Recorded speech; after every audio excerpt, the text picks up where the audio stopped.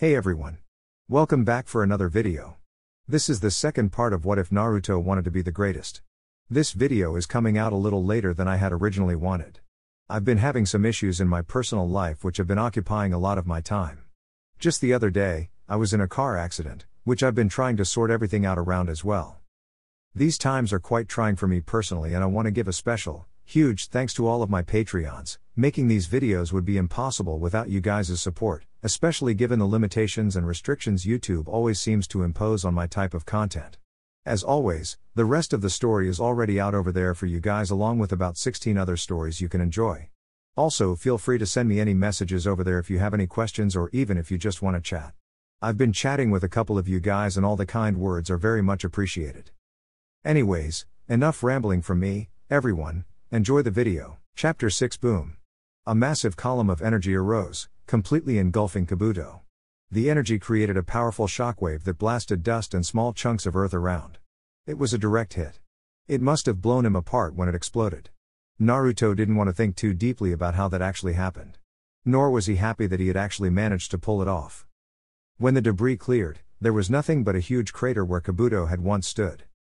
Not even his glasses. He'd simply vanished from existence. Naruto didn't get up from his knees. He should have ran. He should have made haste the moment he pulled it off. But, he stared at his arm. The tattoos were moving. There was a burning sensation. It would heal, but he was damaging it. It was first the Rasen Shuriken, and now it was this. After a moment, gritting his teeth in pain, Naruto glanced up.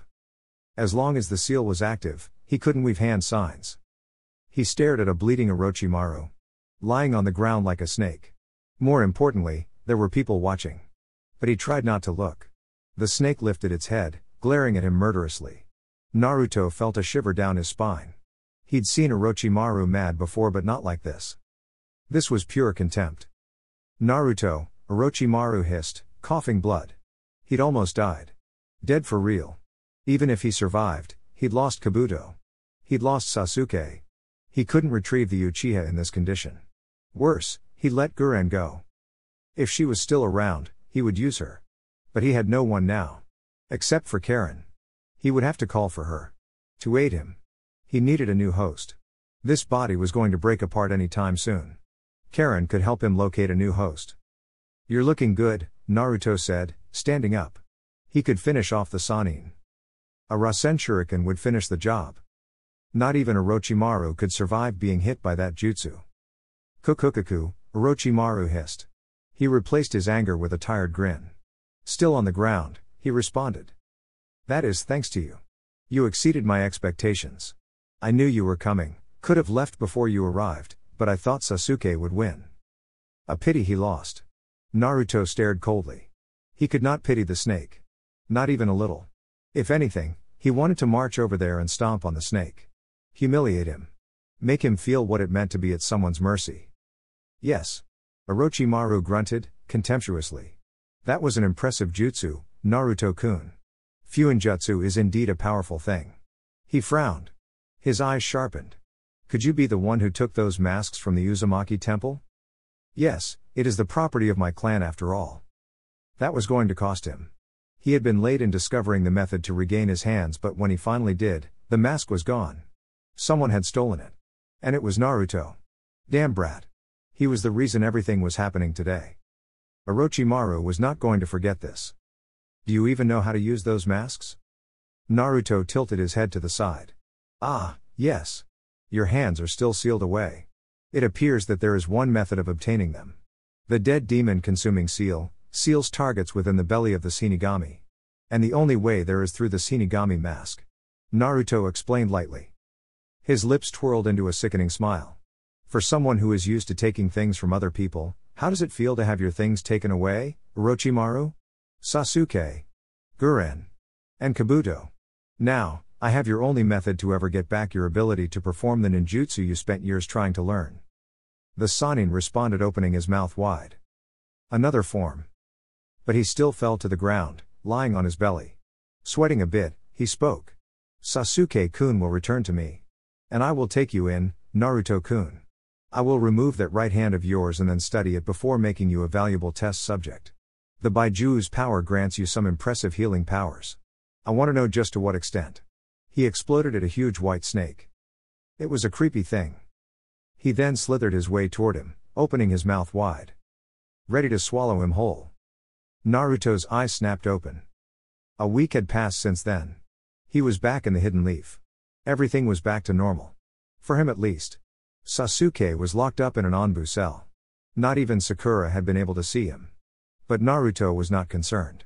At this stage, he no longer cared what happened to the Uchiha. He just wanted to live his life.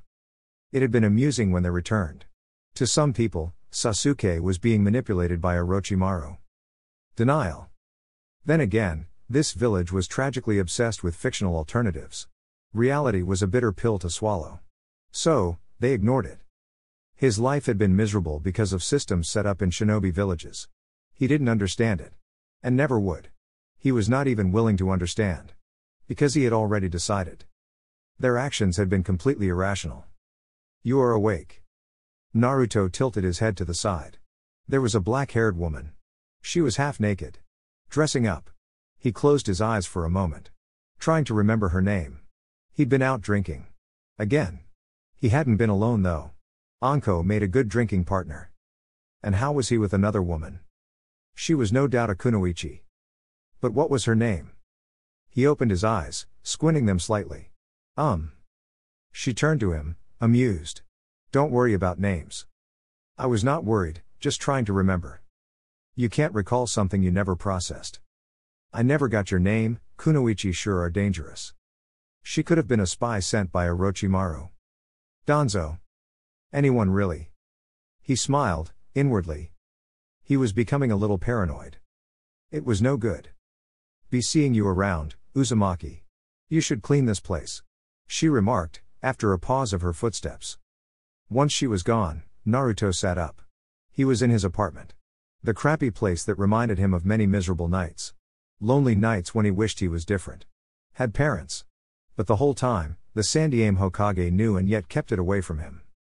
Shaking his head, Naruto stooped up. He didn't care that he was naked. He walked to the window and watched the outside. The sun was rising. Its orange rays were starting to hit the village. He could go home and do a bit of physical conditioning. His body needed to be physically strong. He would need to stop using senjutsu when it was not necessary. The streets were with few people. It was still early morning. He could see people moving around. He smiled. Seeing someone staring at him. He waved his right hand. Amused. The silent streets. The place that once tormented his very existence. The hateful glares. The contempt. The whispers. Why was the Sandaime even allowing him to join the academy? Don't speak to him. He is dangerous. Don't look at him, honey. Some of those things he heard. Some didn't bother hiding their hostility. He stupidly walked around though, grinning corner to corner, doing pranks to try to get their attention. He never got it. They only hated him more. Well, at least things were good for exercise. A pity he'd been focused on fruitless endeavors that he could not see his special set of skills. For a moment, Naruto thought of grinning. Smiling all over. Just for laughs. Just to see the reaction of the villagers. They'd probably think he'd finally lost it. These days, he hardly walked within the streets. Well, at least not everyone was whispering Kyuubi and he could walk into any shop. He smiled bitterly. It did help that he'd been on missions to retrieve Tsunade and another to bring back Sasuke. The people very close to the hearts of the villagers. Humans are truly complicated beings, aren't they? The Sanbi asked. Naruto raised an eyebrow. The Baiju hardly spoke to him. The only time it spoke was when he was training to use its chakra. You say that, but unlike the Kyuubi, you don't appear hate humans. My former host was crazy. He was the Mizukage. With my power, he did so many things. The Sanbi said, pausing for a moment. But you are different. I'm just like any other Jinchuriki. We get called names. Our existence doesn't matter, but they only see what is inside of us. Naruto responded quietly. Of course, things are different, but it does not change the past. Which you seem to be holding on to. I can't forget it. I have been curious. Baiju have been around for long. But your names come from humans. And as far as I have noticed, you all know each other. What do you call yourselves? Isabu was quiet for a long minute, just wondering what to say. It was the first time. A human asking his name. A curious thing that he doesn't seem to have asked Kurama. Then again, It was not like the Baijuo would willingly give it. But he could be wrong. The relationship the two had was different from what he had imagined, knowing Kurama's attitude and hatred for humans, that is. Isabu. Isabu, huh? Naruto said in thought. I would like to know Kyuubi's name one day. Patience will have to do with him. He is just way too prideful to even tell me. You are not going to ask me to tell you? Naruto shook his head. He has been close to me since I was in my mother's womb. I want to hear it from him. Naruto had debated about this, but he finally decided to ask for Tsunade's help. His arm was not giving him any problems, but he knew it could become a problem in the near future if he did not help it. Of course, the main issue had been trust. But Tsunade has always been kind, honest. He understood not everything she could tell him. He was, after all, just a subordinate and she was the god-I'm Hokage. Their relationship may be a little closer, but she still had a duty to the village. Expecting her to throw it all away for one person was just stupid. Even his parents understood this much. At least his father did so. The office was quiet. As always. For much of his life, he had been coming here. Not for missions or reports. But to speak to his lying Gigi. Naruto shook his head and then sat in front of Tsunade's desk. She glanced at him, quiet. She was always like this when she had bad news. You are quite easy to read. Then again, you never do make an attempt to hide your emotions. Unlike Jiraiya-sensei. Tsunade shrugged. I just choose not to. She paused. You've been spending a lot of time training lately. Shouldn't you find time to rest? I rest when I sleep.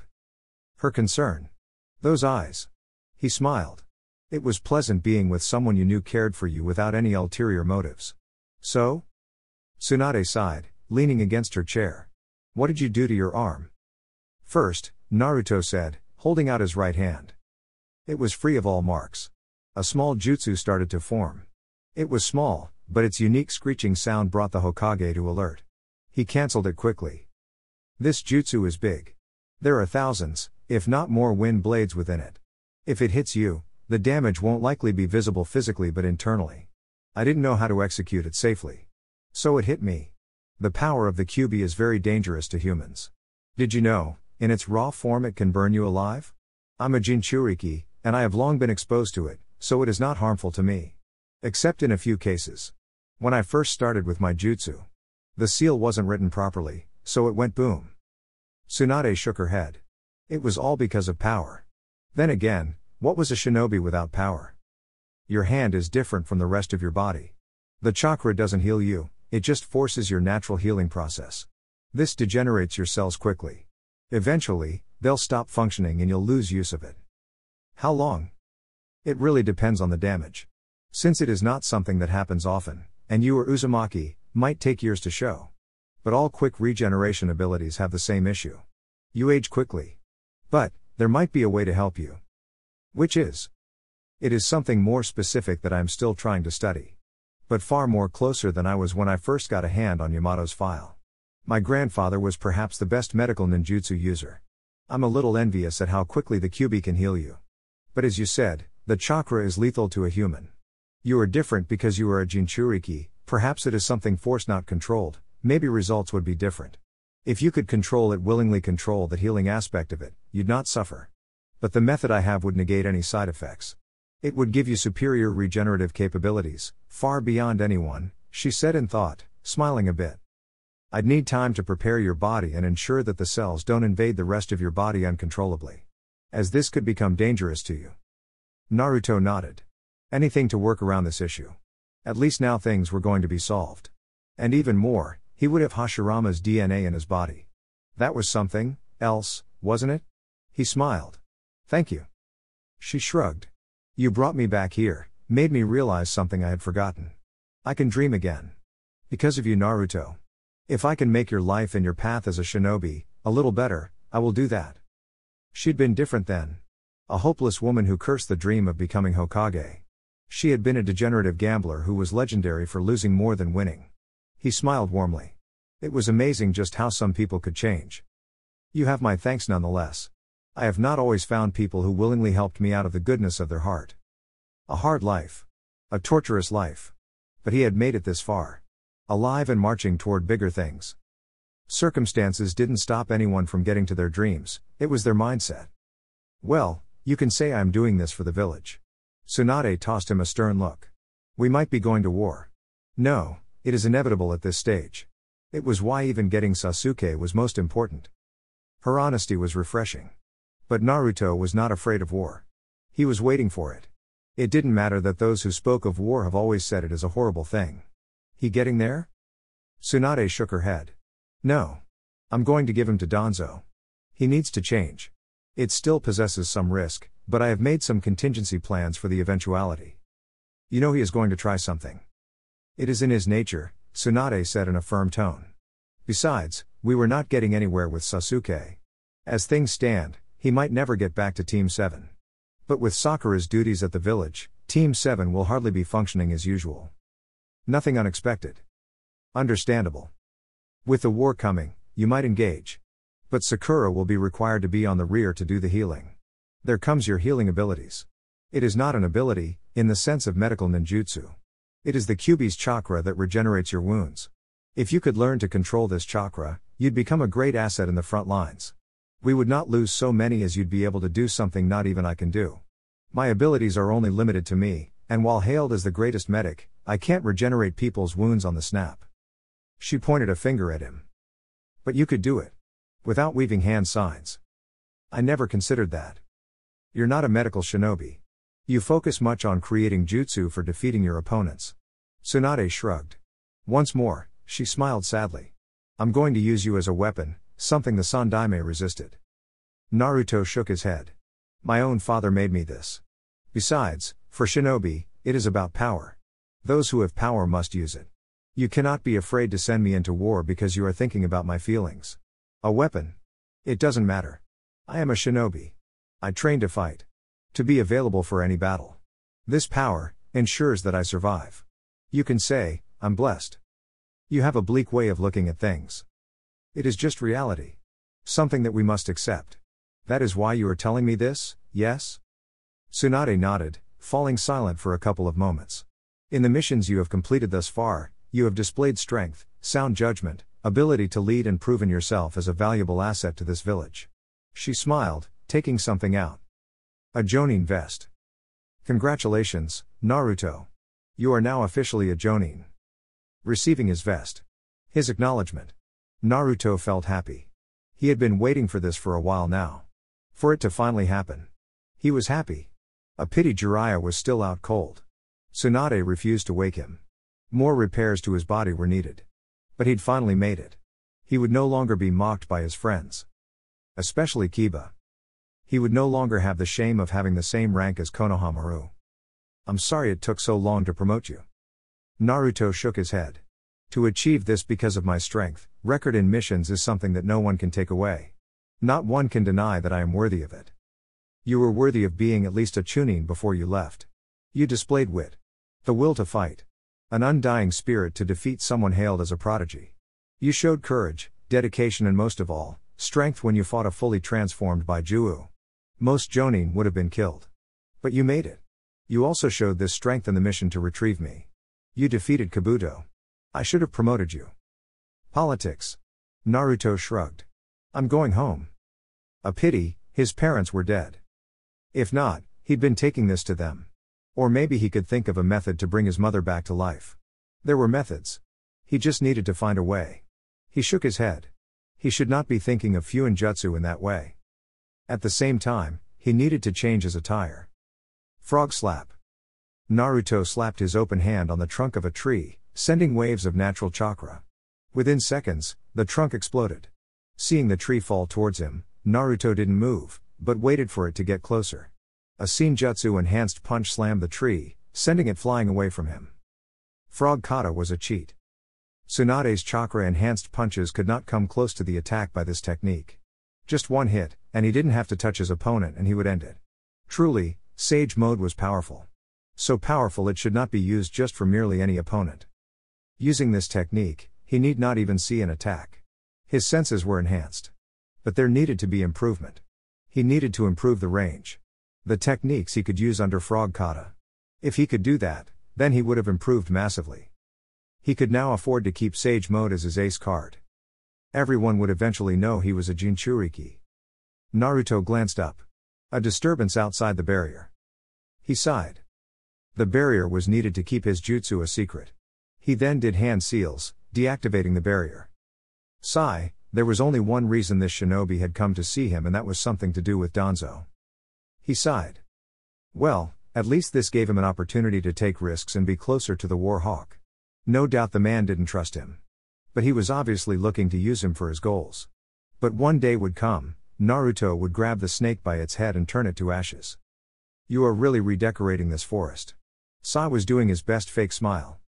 Naruto looked around. Trees were cut down. Craters all over. Tsunade had already warned him to take it away from the village to avoid causing unnecessary panic. Stop with that fake smile, will you? It is starting to irk me. I read that you must smile when talking to friends. Naruto raised an eyebrow at this. Ah, so that is what you read.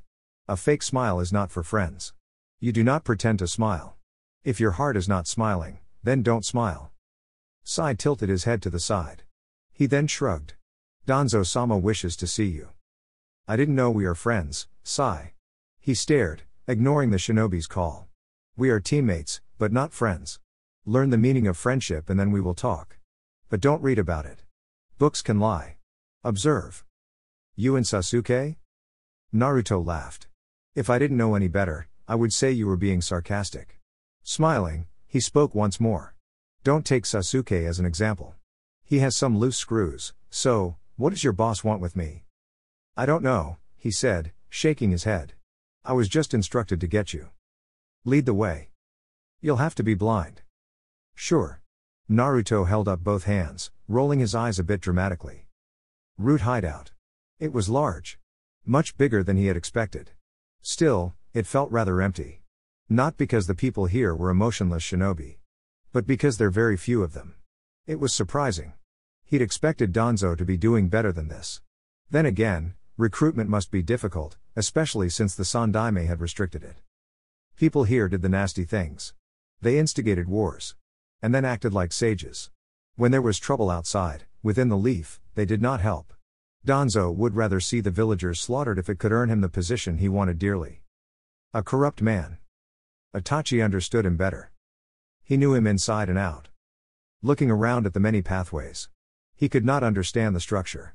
He came to a halt. Hearing the footsteps. Soon, Danzo appeared, flanked by two shinobi. He stopped some distance away. Come. He ordered. Naruto said nothing but just followed. No one said anything. It was just the sound of footsteps. They came to a halt at what appeared to be a cell. They stepped inside. He was not surprised to see Sasuke sitting in a dark corner. Crimson eyes glared at them. He has been brought to me for some lessons, Danzo stated. Honestly, it was disappointing seeing just how the younger brother of Itachi had turned out. So weak and unable to control his emotions.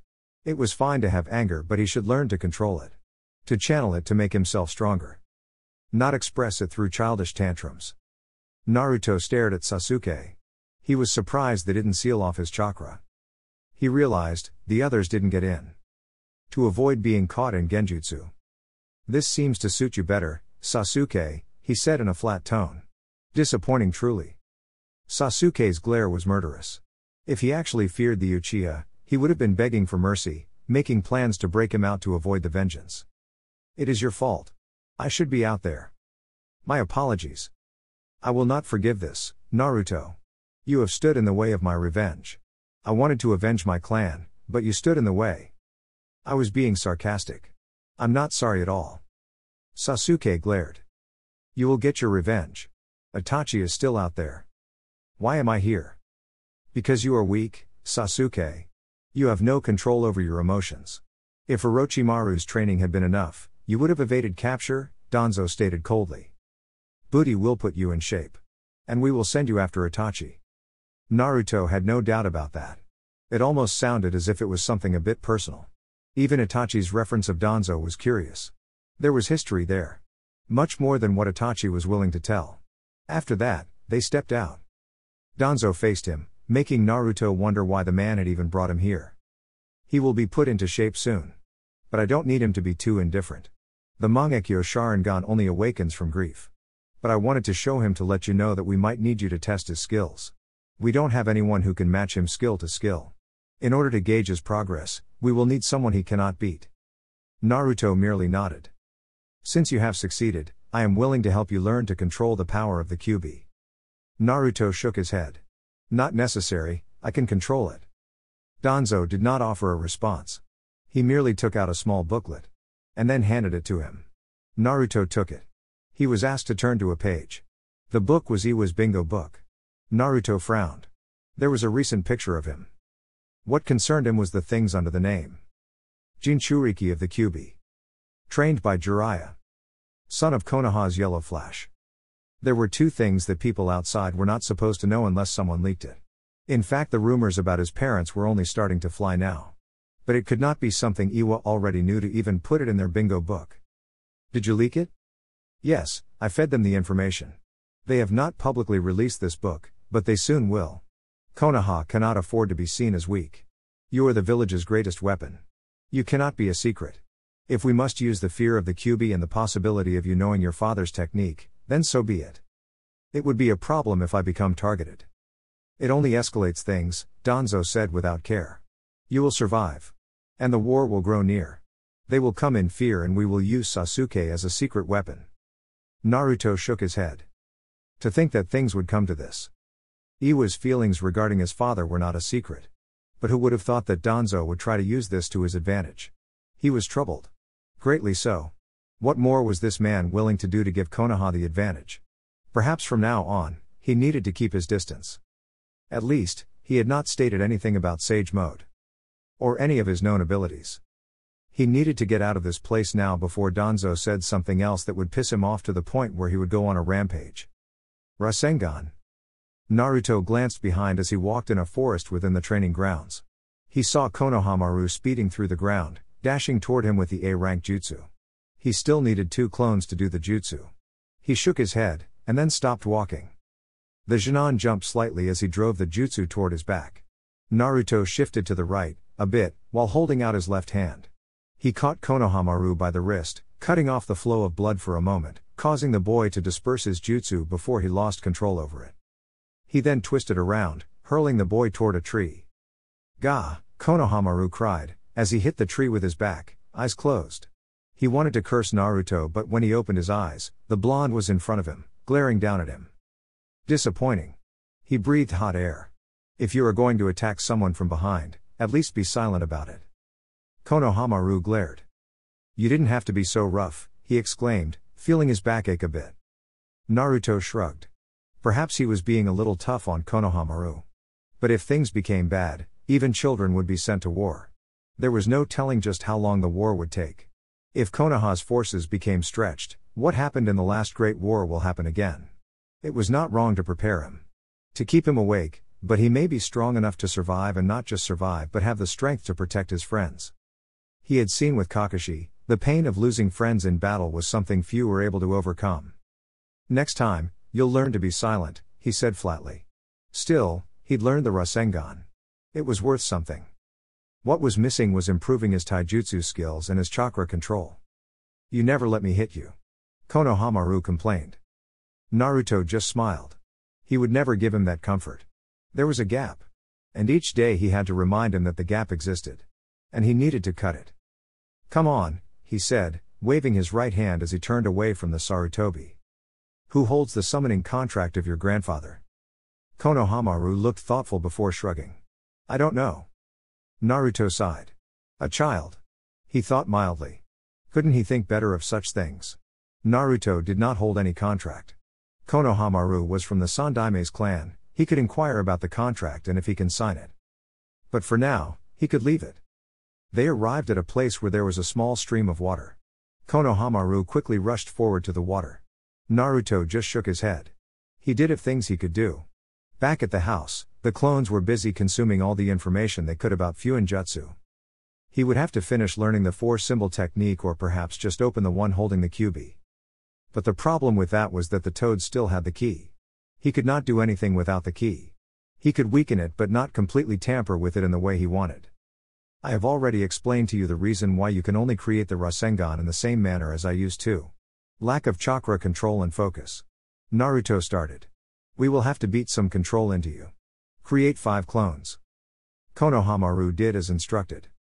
Naruto sat down and then did hand seals, slamming his hands on the ground. He summoned a huge sealing scroll. And unfolded it.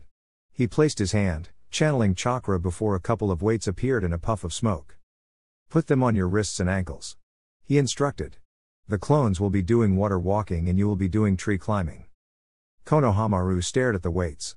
He grabbed 2 and tried to lift them but completely dropped them. He released some sweat. Maybe we shouldn't be doing this, he said hopelessly.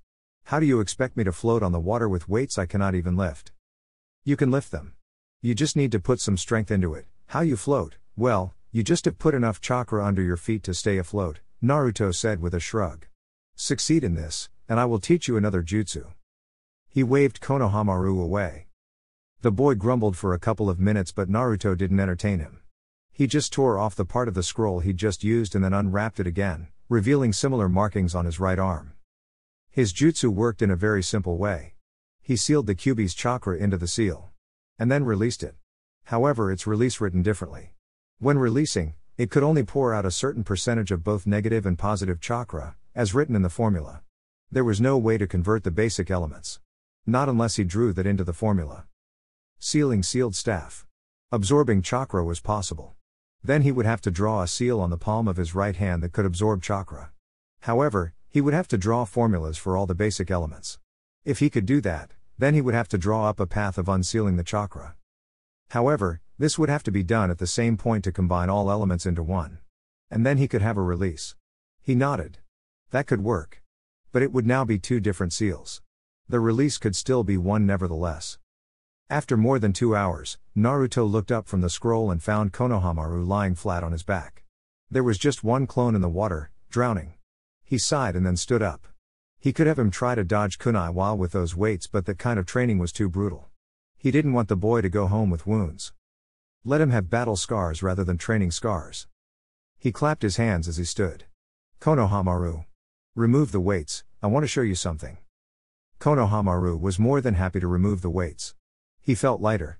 He jumped up. Kicked out a bit. And then tried to dash toward Naruto but he tripped. Whoa. Naruto laughed. He'd fallen flat on his face. See the benefits of training using the weights? Speed. And also physical strength. These are basic stuff for a shinobi. You cannot become Hokage if you are the slowest. You don't need to be faster than everyone. Just fast enough. You've also been constantly using chakra. Trying to find the right balance.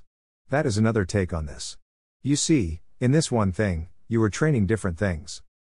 Konohamaru could not deny that he felt lighter the moment he removed the weights. You still haven't learned to reach the top. Take a small break. And try again. With the weights. When you make improvement, remove them and try climbing without them. Try it now without them and you'll see. Konohamaru tried but he fell. The weight is different. You have become used to using more chakra than necessary. You need to learn to apply the chakra that is necessary depending on the situation. Take a break, and get back to it, he said, sitting down. Konohamaru felt beat. Tired. He'd never worked so hard before. Not in his life. It was not as brutal as sometimes Naruto threatened it would be. But at least with things this way, he could handle them a little better. He was improving. It was frustrating that he still could not touch Naruto but he was happy with improvements. He looked up at the blonde, walking in the streets, hands inside his pants. A jonin flak. The usual coat was not there. The streets were different. Since his grandfather died, he stopped being the Hokage's grandson. Even for Naruto. People stared. Some of them. But for different reasons. The whispers about him being the Yondaime Hokage's son. And the reflection of the past. It made things awkward. But his sensei didn't seem to actually mind it. Still, he smiled. He had no complaints. When Naruto halted, and turned to him, he realized he'd been lagging behind. His smile only widened and he ran toward the blonde. What are we going to be doing tomorrow? Don't you have team missions? Konohamaru shrugged. It's not missions, it is chores. I can avoid them by pretending to be sick. Naruto shook his head. Discipline, my friend. I have some things to do from morning till noon. Be with your team, and then come to my house. We will pick up where we left off. Can't we do something different? Peeping? Konohamaru looked at him, wondering if he was serious, but before he could say anything, Naruto hit him on the shoulder. "Perverted child," he said with a laugh. "Hey, you are the sensei, I learned the jutsu from you." "You are just a pervert, probably got it from the third," Naruto said, shaking his head slightly. "The ramen stand. It was a rule to fill up the stomach after training, and with ramen. Not just with one, but as many bowl as he needed." Ayame was delightful as always. Konohamaru had his, and they started to dig in while he was being congratulated on his promotion. His former classmates still didn't know he'd been promoted. Kiba would lose his talking point. It would be amusing to watch. At least he no longer had to walk with the shame of being ranked lower than both Ino and Sakura. Though, with the ranking, some missions usually dangerous for a Genin, would become less dangerous. And that would mean less pay. Money was needed. In this life. In this world. Weapons were not made by chakra. They were bought by money that was earned from missions. Naruto was brought out of his thoughts when Guren walked to the stand, Yukimaru right behind. She sat beside him, scowling about something. Yukimaru greeted him pleasantly, and Naruto returned the greeting with a smile before introducing him to Konohamaru. "How is life in Konoha?" Guren's eyes turned to him, glaring. She blamed him. He could not fault her. But he was not going to apologize for it. She could blame working zealously for Orochimaru. "My chakra is sealed, thanks to you. And I can't leave the damn village." She all but shouted, still glaring. Naruto smiled at her frustrations. And she had an Anbu watching over her. Even now. It was a bit sad. "Missions," he said, shrugging. "But you are not going to leave this village. That much has become apparent." Her face flashed with bitterness and anger. "Should have known things would turn out like this when I allowed myself to get captured." "Allowed? You caught me off guard." Naruto chuckled lightly. "You ambushed me. But on the bright side of things, nobody knows your true identity. The village is trying to get your loyalty." She snorted. But said nothing on that regard. She knew that. It didn't matter if she swore that she was not going to join an enemy. With how things were going with Orochimaru, he was unlikely to leave her alone. She did wonder if anyone was safe from the Sannin, even if she was in this village. "I heard you killed Kabuto." Yes, that did happen." Naruto smiled. "I could have gotten Orochimaru, but he slipped away." "You speak as if you could have killed him," Guren said, staring at him. Naruto stared back. "I'm a Jinchuriki, with that firepower, I could turn him into dust, if only he would stay still. Though, he did threaten to haunt me," he sighed in thought. "What is that you want to add regarding Kabuto?" "I hated him." She said those words in a simple tone. He held himself from laughing. "Did he take your master from you? This is a funny way of saying, thank you." He eyed her out of the corner of his eyes. "I'm not saying, thank you." Yes, you still haven't said, thanks for keeping Yukimaru safe. I mean, I did promise you I'd bring him to this village. And here you are, with him," Naruto said. "Though not free. But I never did promise any freedom." Guren was silent, mentally arguing. "You have my thanks," she said through gritted teeth. Naruto shook his head. It was truly difficult for some people to say those words. Then again, this one appeared to be very proud. This situation must be very infuriating. But there was nothing that was going to change if she just continued to be bitter. "If I were you, I would start getting used to this village. You are not going anywhere, and the village is not going to keep supporting you. You'll have to earn your living. And the only way that is going to happen, is you being open up to the idea of becoming a leaf kunoichi. Yukimaru is protected, and so are you." He didn't mix those words. She hated hearing them. "Konohamaru, go home," she heard him say to the boy sitting next to him. "So soon? Can't we go somewhere else first?" Naruto sighed. "I know you want to go to the hot springs. It is only a pity that you can't get into the mixed baths. You are a child, after all." "Not if I transform into an adult," Konohamaru suggested with a grin. Naruto looked thoughtful. "Fine, we will consider it part of training. But if you get caught, I will let people beat you up. And no trying to peep." "Training would be peeping without getting caught," Konohamaru said as he jumped from the stool. Naruto shook his head and turned to Guren. "We must leave you, but if you need someone to talk to, find me. If the place you have been given is crappy, find me, I have an apartment that I'm not using. It only has one bed though, so no bringing back boys at night. I'm not a charity case." Suffer then, Naruto said carelessly. That child must play with other children. He is a civilian, he should play with the others in the park or something. You are not always going to be around for him to suck your thumbs. I don't need advice from you, especially since you are the reason I am even stuck in this situation.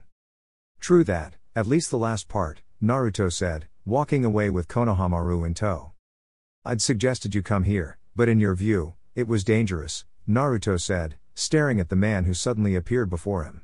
He'd been sitting alone, in a respectable place where you could eat and drink without some drunk throwing a bottle in your face. That was before things became interesting. The man said.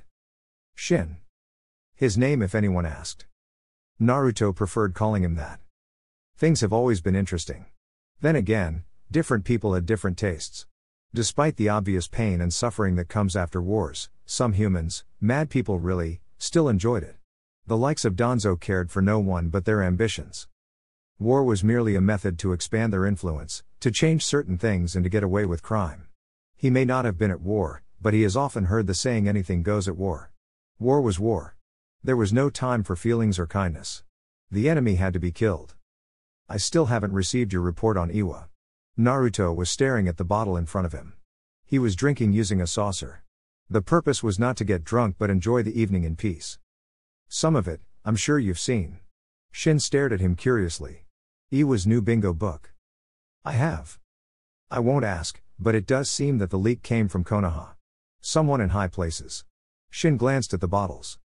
He wondered if it was the stuff from the land of the toads. It was some excellent stuff. Nothing quite like it. Thinking of it, he felt his throat thirst. He glanced up at Naruto. The blonde wore an amused look. He frowned. Iwa thinks that Kumo may try to destroy the Akatsuki for its actions. The problem is, nobody knows where it is based. It has different hideouts, but they are all just empty.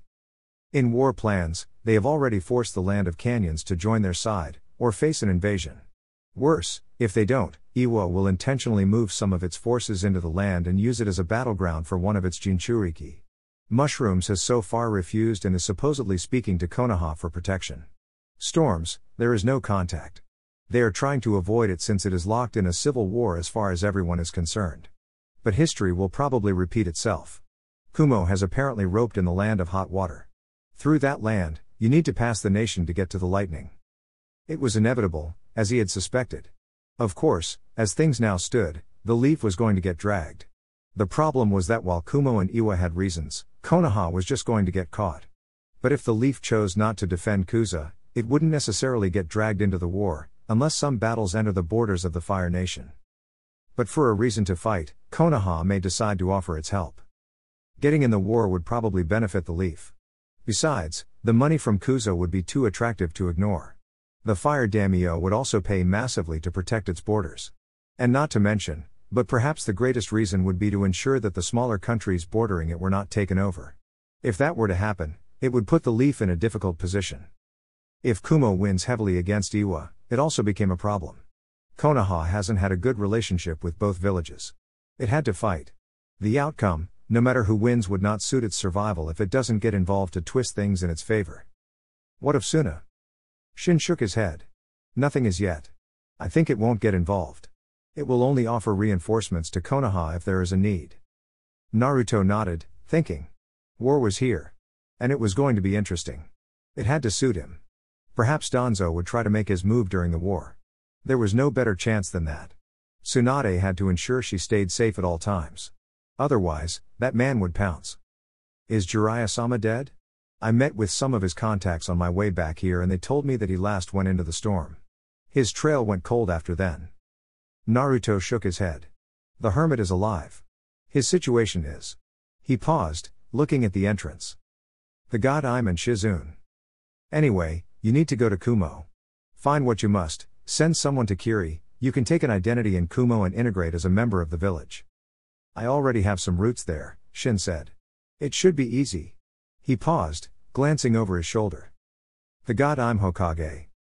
He glanced at the sake one more time. Hokage-sama. He greeted, standing up. You'll come visit? Yes, Naruto said with a nod. Friend? Tsunade asked as she sat across him. Something like that, met him during my training. Naruto glanced at Shizune. You're not joining? I have a shift at the hospital. I would have been forced to stay if she was alone, Shizune said, shaking her head slightly. Take care of her.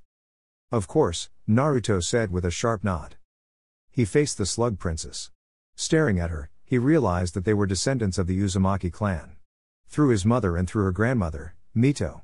She has lost everyone. The Senju clan was extinct, so was the Uzumaki. And now, her childhood friend, had nearly died. He smiled sadly. Alcohol from the land of the toads. He poured for her. There is plenty of it. Tsunade stared at him. You've been drinking this and you never shared? Naruto smiled. I mustn't get you used to something you can't get whenever you want, he said, shaking his head. This is just for today. It is indeed a special occasion. Tsunade took the saucer and gulped. She tried to grab the bottle but Naruto snatched it away. The night is still young, I have heard that you struggle to hold your liquor. Who told you that? She scoffed. Just give that. I have my sources. A moment of silence passed. With Tsunade continuing to drink. Naruto joined her. Why drinking alone? You do have friends. Naruto stared at those eyes of the Hokage. Her tone, curious. It was nice seeing a human. Expressing concern with the usual defenses lowered. Sometimes, you just need moments alone. To think about things. Tsunade nodded. I'm going to wake him tomorrow. Restrain him when you do. I'm sure he'll want to cover up for some lost time by going on a rampage along the hot springs, might even try to jump on you, he laughed, knowing Tsunade would most likely beat him up, despite injuries. Not sure that will work. Tsunade shook her head. How have you been dealing with it? Naruto was silent for a couple of moments. I'd always thought we didn't get that close during our training trip. You know, I had my issues with all the secrets hidden from me. But the human heart is a curious thing. It was sad. Truly sad. I thought, I don't want him to die.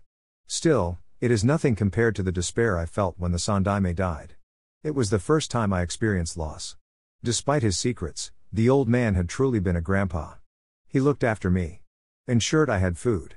I see with you just how busy the job is, but he made time for me. It was truly sad. A part of me, somehow understood your pain. I mean, aside from Iruka, the Sandaime was the only one I could trust. Tsunade didn't immediately respond. It has been difficult, she said, more about their situations than just her. Yeah. But more to you. Each with his own challenges, but admittedly, some more than others, Naruto said. Jiraiya tells me those were not as big when you were young. Do you want to die? The Hokage asked in a threatening tone. Naruto smiled, holding up both hands. I just want to know what it was like in those days. You fought in the Second and Third Wars. Tsunade's mask became expressionless. Naruto was going to have it rough. The problem with being powerful meant that you were expected to fill many voids. It was the same thing with Minato and them. They were expected to move through different battlegrounds. It was death. Blood and chaos. We are out, she said, shaking an empty bottle. My house. Naruto suggested, his eyes staring at the Hokage. There is privacy there, besides, there is something I want to show you. Will be a test of my trust in you. Tsunade stared, suddenly sobered up. She didn't like the sound of his voice. After a moment, she nodded. Groaning slightly with a throbbing head, Tsunade stirred slightly. She massaged her forehead, applying a bit of chakra with her eyes closed. After a moment, she turned to the side. She ignored the unfamiliar scent through her nose. She tried to think of how much she drank last night. She would admit when drunk, she tended to go a little overboard. She usually outdrank Shizune, but although just a brat, Naruto had a bottomless pit. Saying she couldn't take it was just provoking her into a competition. What about the secret he told her? It made her uncomfortable just thinking about it. She wanted to beat him for giving her a headache and putting himself in this kind of danger, but there was nothing she could do. She couldn't change it. She turned around and faced the unfamiliar ceiling before blinking. She had been ignoring this for a couple of moments. She got up, allowing the sheets to drop slightly.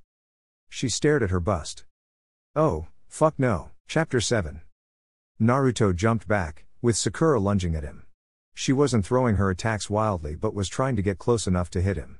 He landed and then waited for her to get closer. She flashed in front of him, slightly above ground, her upper body swinging slightly as she drove a punch toward his face. Naruto watched it calmly and then dropped down, while lifting up his left hand. He hit Sakura's stretched arm around the wrists, just to make her off balance. Swiftly, He took a single step forward and slammed an open palm on her gut. The hit caused her to gasp for air as she was sent flying backwards. She quickly flipped twice before landing on the ground on both feet. Naruto didn't wait for her to adjust, he quickly dashed toward her. She jumped back, but she hit the trunk of a tree. Naruto was upon her in a second, lifting into midair before twisting around. His right foot cleaved through the air in the blink of an eye, aimed straight at her temple. Remarkably, Sakura dropped to the ground to avoid the kick. It hit the trunk of a tree. The moment it did so, she crawled away. Standing from a good distance, she dropped a sweat when she saw the tree being broken by Naruto's kick. If that had hit her, she would have been having sweet dreams with Sasuke while recovering from a hospital bed. What the hell was that? Taijutsu infused with wind style, Naruto landed down, but his eyes glancing around. Without waiting for Sakura to respond, he jumped into the trees, trying to find Sai who'd suddenly disappeared. But he didn't have enough time as Sakura flashed before him once more. He jumped away from the tree branch. She tore through it, still coming after him. Naruto glanced behind, a tree. He smiled. He waited for the right moment as Sakura jumped up, moving into strike position in mid-air. Before she could pummel him, Naruto flashed behind the tree. Sakura's punch just tore through it. He raised an eyebrow, still impressed as the tree began to fall. Sakura stood on the side, grinning. Obviously proud of her strength. I can do it even better, was it what she was saying? He heard a small roar and turned to the right, a lion jumped at him. He tried jumping back but creature pounced on him a little too quickly, getting hold of his right hand. A second later, both Sai and Sakura were lunging. The former from his left and the latter from the front. Sai had a kunai. It was attack with intention to kill. Kakashi had been firm on that. Thinking of the Jonin, he was probably splitting his attention between giggling perversely and watching them. But his attention mainly on the lewd stories written mediocrely. Glancing at Sakura, he had on thought, he didn't want to get hit by her. He dragged the lion, flipping it towards the kunoichi. It forced her to jump away to avoid being hit.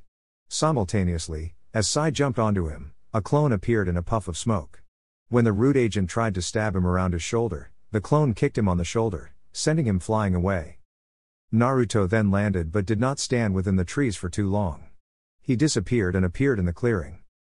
A safer place where he could see everything. That's enough for today, Kakashi jumped in after both Sakura and Sai, intent in continuing. He still held his beloved book. Well, he is Minato-sensei's son all right, Kakashi thought of Naruto. It was completely different in how he fought now. Of course, shadow clones were still used but not as excessively as before. Finesse worked better than just trying to overwhelm the opponent. When were they going to sit and talk about Minato? Or the fact that the man had been his sensei? If he didn't bring it, Naruto was unlikely to do so. But Kakashi didn't feel like he was worthy to bring it up. Not after everything he didn't do for the blonde. Failures of a mediocre sensei. Why was this team still even operational? Ah, yes, for war. Tsunade had said there are going to be moments they'd need to go out. Sakura wouldn't be going nonetheless. They didn't have to worry about a medic, she hoped by then, Naruto's jutsu would have been perfected or at least operational. He smiled, at least things have turned out for the better now. You truly are strong, Naruto. Naruto raised an eyebrow, it was not the usual fakeness or some sarcastic remark. Even you are capable of honesty. Sai smiled. Aren't I always? Not with that creepy smile, Sakura was quick to say. Admittedly, Naruto was strong. She hasn't been able to land a clean hit. He'd managed to block her attacks and when it was her punches, he avoided them. But he is not wrong. She added with frustration. Why do you look sad that you didn't hit me? Of course I am. Sakura made a fist. I've trained really hard over the past years. I also want to reduce the gap. I don't want to stay too behind. You want me to get hit? I'll wake up in the hospital. Sai nodded in agreement. I'd also avoid those punches with all my life. It's not like I wouldn't end up in the hospital either if I got hit by you. Sakura snorted. Merciless. He didn't hold back. She had realized with that palm that hit her on her gut. It was a little sad he was willing to pummel her. When he was obsessed with her, he'd never lift a finger. But now, there were women, including Ino. She was worth nothing. Just a teammate obsessing over a loner who abandoned this village and had to be dragged back while kicking and screaming. What they are trying to say is that Naruto avoids those because they are powerful. Receiving one hit from you, even from me, would be deadly, Kakashi said, smiling. Next time, let us all fight against Naruto. Why not against you? I don't want to die. So it's okay if I die?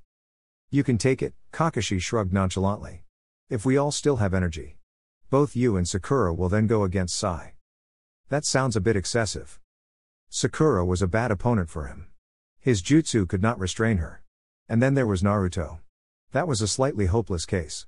With everything he's seen, Sai wasn't even sure he'd be able to kill the blonde even if he was drugged and barely able to stay on his feet. We don't know how things are out there.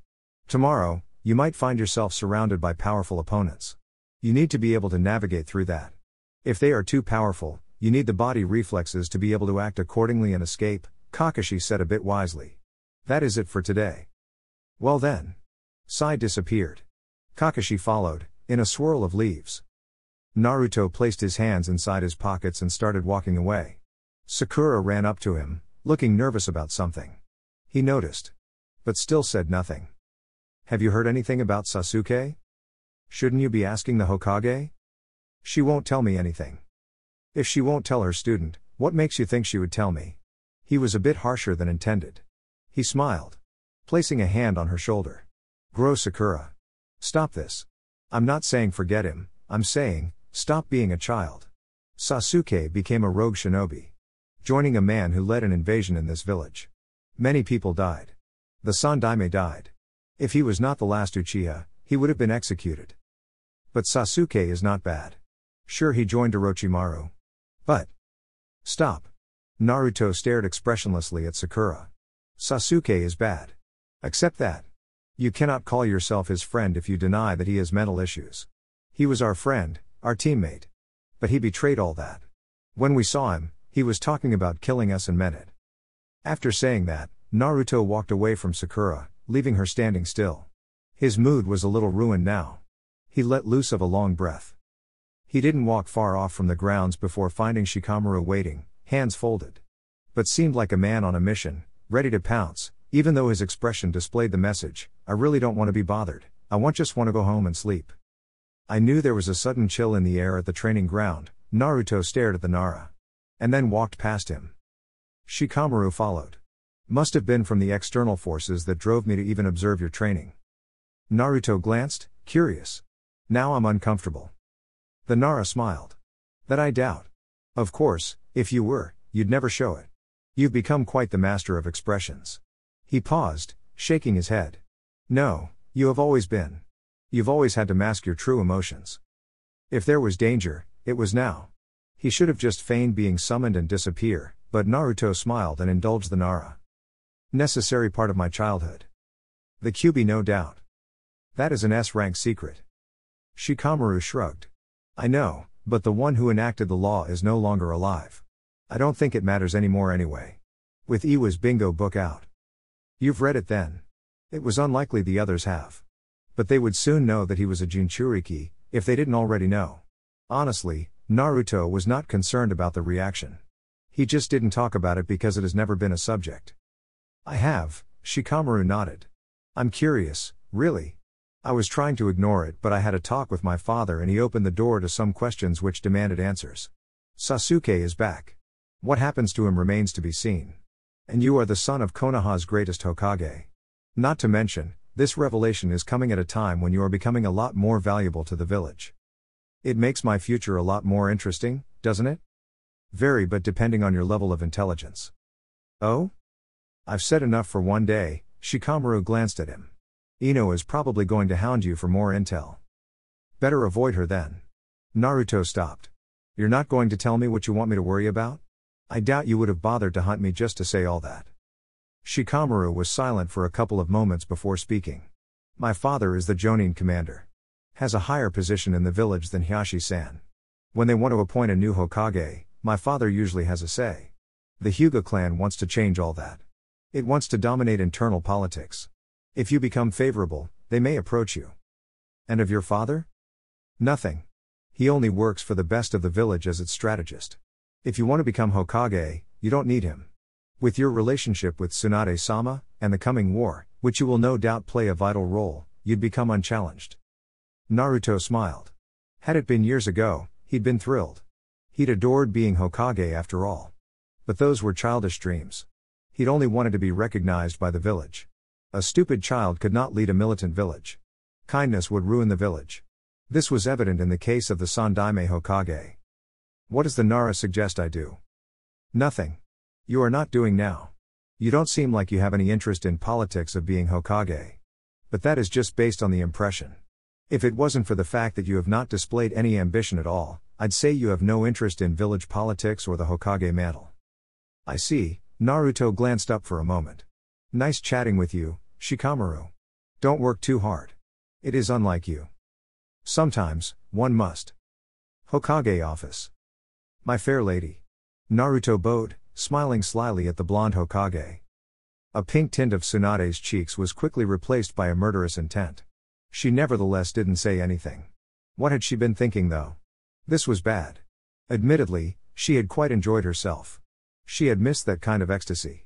Perhaps what made it pleasurable was the misery she had compounded herself with over the years and the feeling of being relieved of all that, even if it was for a moment. She sighed, leaning back to her chair. You are in a good mood. Naruto smiled. Shouldn't I be? Tsunade shrugged. That knowing smile irked her a little, but she was willing to overlook it. Danzo tells me he will require your help in rehabilitating Sasuke. He mentioned that. You understand the situation with Danzo, yes? I want to believe that Jiraiya did not deprive you of important information. He did tell me. Good. Tsunade paused, thinking. After a moment, she spoke. Danzo is up to no good. I want you to work undercover. You might have to go to his bases when you go for Sasuke. When that happens, I want you to find out what you can about his activities. One day, we will have to take action against him. For now, there is a war. He may have his uses. This was what the shinobi world was about, uses. A shinobi was only valuable as his loyalty and strength. No matter how powerful you were, if you were not loyal, you would be disposed of quickly. Naruto did not expect Tsunade to come out directly with this, but she trusted him. Did Danzo consider this when he spoke to her? Maybe. Maybe not. Naruto was not going to ask. Better he kept his cards to his chest. I'm ready to assist where possible. I will go over the finer details sometime. But this is between you and me. Nobody needs to know. Naruto smiled. Another secret of ours. Tsunade glared. She didn't have to think what he meant by that. Shizune is going to throw a fit, she said to herself. We can always keep her quiet. She is an attractive woman. I wouldn't mind. Tsunade ignored him and then stood up. This is not why I called you. She walked up to him, placing a hand on his shoulder. They disappeared in a flash. Naruto still didn't know where this place was located. Tsunade kept things secret. Not even Danzo knew. As far as anyone was concerned, Jiraiya was away from the village. He never did stick around for too long after all. He didn't focus on his surrounding but the toad sage sitting on the bed, leaning against the wall with a knee raised, a rather long look on his face. The bandages were still there, mostly wrapped around his reattached arm. Woke him up this morning. Looks a little lost, Naruto said, walking up to the sage. You brought him a young girl to excite him? That always does get him moving. I can hear you. I didn't think you couldn't, Naruto responded in a flat tone. After a moment, he smiled. It is nice seeing you awake, sensei. I'll admit, it was a little sad seeing you beat up to a pulp. Jiraiya was a powerful shinobi. Even Itachi has stated that the Sannin was not an opponent he wanted to fight. And for good reason. Naruto had seen the Sannin's power at first hand. For someone to beat him to an inch of his life, they must be ridiculously powerful, and that was a frightening thought. Jiraiya looked at his hand, trying to feel it for a moment before responding. I guess you now know that Amigakure is no longer in a civil war. The toads told us as much, but they didn't have any other information to share. Tsunade stared at the Sannin. She was a little nervous. The thought about there being a truly powerful shinobi in the rain made her uncomfortable. She did not want another enemy. Not when there was a war. Jiraiya glanced up for a moment and then stared at Naruto. You been continuing with your training? Should I have stopped? The Sannin shook his head. Smiling a little. If you continue this way, I wonder just how powerful you'll be in your prime. Not to mention, I still debate whether you have surpassed me or not. To this, Tsunade expressed her surprise. Don't be ridiculous. Naruto is strong but not that powerful. Jiraiya glanced at her for a moment. He smiled bitterly, his sweet bitter love. You have not seen him at full force. And I don't mean when using the Kyuubi's strength. He paused. If I had taken you with me, things would have been different. I always thought that I could handle anything I faced. You learned your lesson. The hard way, Jiraiya said in a bitter tone. He could have died. He nearly did die. Miserable and full of regrets, having not achieved anything. He couldn't even take credit for Naruto's growth. He did help, but the blonde's strength was owed much to his dedication and efforts. Some things had to change or else he would die with his regrets. Laughable that the students he taught could have very well ended his life. He then explained his gruesome encounter with Nagato, or Pain as he now called himself. It was no happy reunion with a student he once thought dead. No, it nearly cost him his life. Nagato was ruthless. Far from the nice child he had been years ago. The world changed people in many ways. But he had never expected Nagato to become that kind of person. The leader of the Akatsuki for that matter. With their actions, no doubt he would take extreme measures to protect where he is headed. If either Kumo or Iwa know, they won't waste time attacking, Jiraiya said. It is fine if they are just a group, but when they head a village, it becomes a threat. Everything was viewed in terms of friendly or foe. For some people, all foes had to be eliminated. You could not afford to become powerful. Power made others extremely jealous and nervous to the point of plotting your downfall, even when you were minding your own business. Uzushiogakure had not threatened anyone. It never fought in wars, but the village was still destroyed because some greedy bastards felt threatened. Fear was a corrupt feeling for a shinobi. We considered that, Tsunade said. We have so far kept everything secret and have been watching out for them. But we do need to do something. There is something that Nagato is planning to do. This mercenary jobs have been done for a purpose. We will consider that, Tsunade nodded. Rest for now. Later, I want to see you move to see if everything works well. I don't recommend anything taxing to the body. Jiraiya nodded and faced Naruto. We need to talk. We will, Naruto said. Tsunade pulled him out of the room. They stepped into a passage. This was definitely an underground facility. Anbu? Maybe. They were the most secretive bunch after all. Jiraiya is going to be so heartbroken when I tell him Abu. He was not given the chance to finish as Tsunade grabbed him by his throat, slamming him into a wall. You are not going to tell anyone, got it? Hey, Naruto smiled softly, a bit purposefully, while putting his hand on the god Im Hokage's bust. I'm just laughing. Besides, I understand the dynamics of things. Tsunade glanced at the hand pressing against her bust. For a second, she thought about the night but quickly shut off the thoughts. She pulled away from the Jinchuriki. Good. You still don't have to be mean, you know. Naruto was now following the Hokage from behind. It's not like I forced you. I was drunk. So, was I. Then, there is no need to talk about it. But I cannot pretend it didn't happen. Let us just make sure it never occurs again. You were thinking it might happen again? Tsunade shot him a look. Naruto quickly raised both hands, smiling. I still can't make any promises. With Lee twisting just above him, Naruto raised both hands, crossing them to block the incoming attack. Lee's right foot slammed into his hands, forcing him to slide backwards. The Chunin quickly flashed to the ground, and then took a single step forward, lifting up his knee. Naruto blocked this by raising his left knee. The knees collided in mid-air, neither winning. Lee quickly launched another strike, jabbing a left hook toward Naruto's temple. He quickly removed himself from the green beast, landing a foot away. The second he touched down the ground, Lee flashed below, his left hand on the ground as balance as his right foot swept through the ground. Naruto quickly jumped up to avoid being swept off the ground. He quickly launched a counter by trying to slam the back of his right foot on Lee's shoulder, but the Chunin fell to the ground and rolled to the right before jumping up to straighten up. At that moment, Guy clapped both his hands, grinning madly as he walked up to the two. Your youth truly shines brightly, Naruto-kun. The Jonin exclaimed. While Lee has speed, your reflexes are sharper and surprisingly, your raw strength is better than I'd thought. I trained hard but admittedly, I've been taking it easy on physical training. You can always join me and Lee. Naruto smiled. I can't compete with you two on that part. Your bodies are hardened through years of training.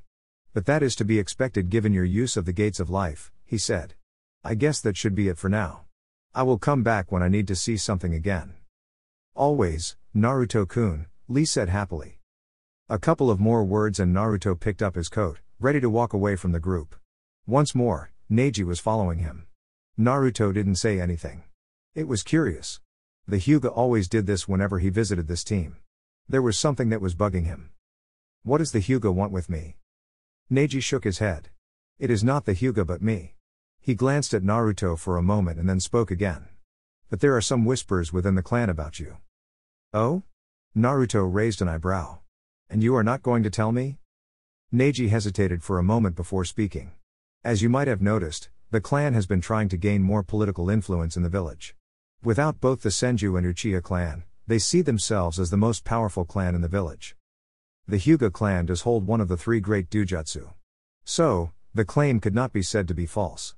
Politically, the clan was powerful. In another world, that would amount to something. But a shinobi village was a dictatorship. Only a weak cage without a spine would allow a clan to usurp their power. Where do I fit in all these? You are not ignorant of the fact that there are whispers about who your parents are. Neji looked ahead.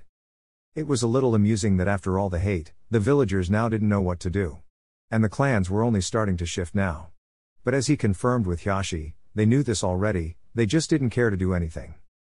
If it does get confirmed, it changes things.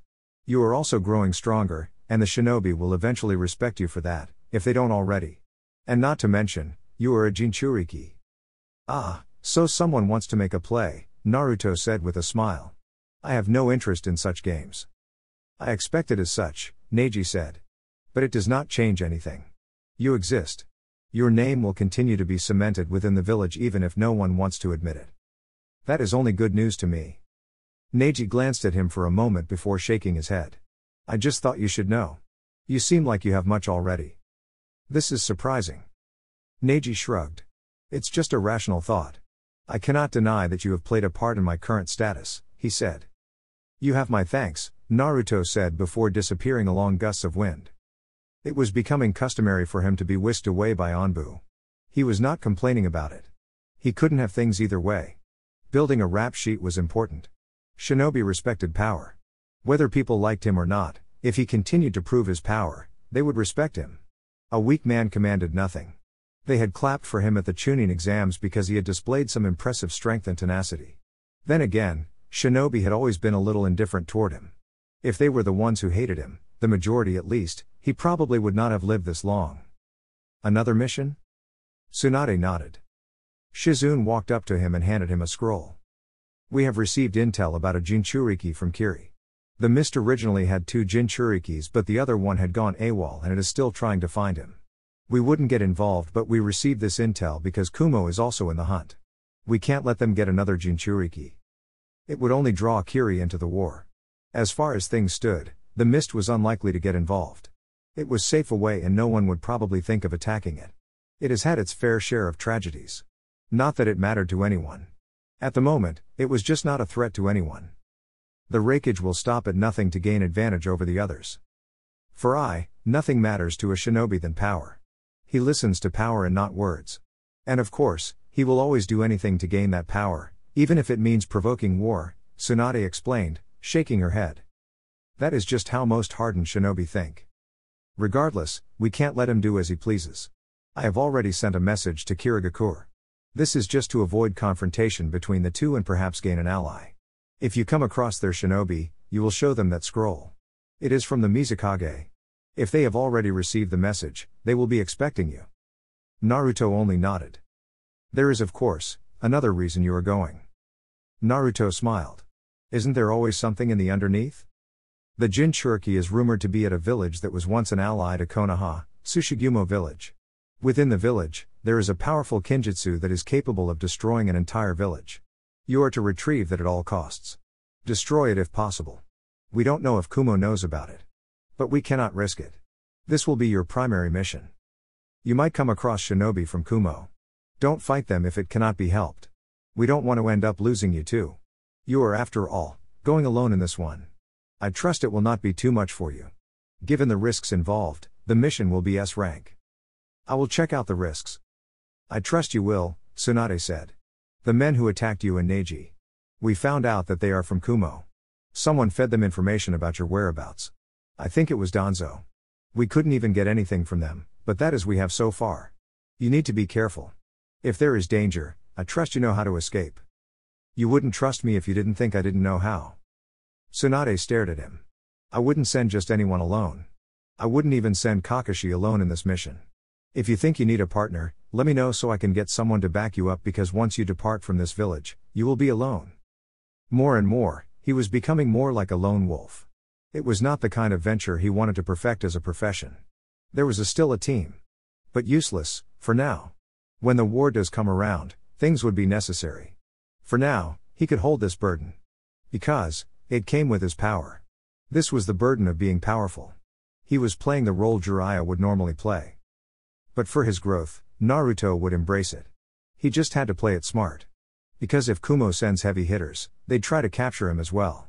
His entry in Iwa's bingo book with the status of being a Jinchuriki means that he would attract attention. But the more damage he does, the more fearsome his reputation becomes. And that was what he wanted. I know how to function alone. It is more preferable in this kind of danger. When do I leave? Now. I'll go prepare. It is important you succeed, Naruto. For the sake of this village. But, don't risk your life. Of course. He'd never put his life in the line, not for the sake of Konoha. This cruel village did not deserve his life. He could not afford it.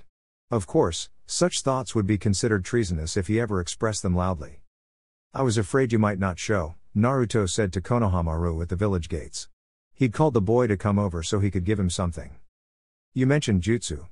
Konohamaru grinned. Must you always think about jutsu? They are cool. But not everything for a shinobi. I have told you many times. Jutsu is not always everything. But Nissan, Konohamaru stared. Kakashi-sensei is famous for having copied over 1,000 jutsus. Naruto sighed. Well, that was particularly true.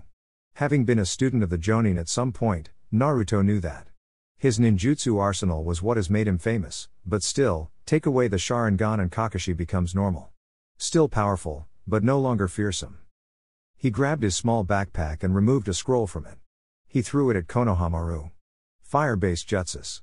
Wind is a little more difficult. I'll need to be around. You can ask Kakashi if you get stuck. Konohamaru nodded. When are you going to return? In a couple of days. You are always going out on missions these days. And it is always alone. Naruto just shook his head and then took a step closer to the boy. He placed a hand on his head. Stay safe, Konohamaru. And with that, he disappeared along gusts of winds. If I didn't know any better, I'd say you were stalking me, Naruto said to no one in particular. He was sitting beside a small fire, late in the night in lands far away from the hidden leaf. Orochimaru crept out of the darkness but did not get closer. He leaned against the trunk of a tree, hands folded across his chest. I was hoping you'd sleep, Naruto-kun. It would have been much easier to disable you and take you back to my lab for some experiments. It is thoughts like that which give me sleepless nights in such territories. Cautious. How things change. Kukukaku, Orochimaru laughed before speaking again, pouting slightly.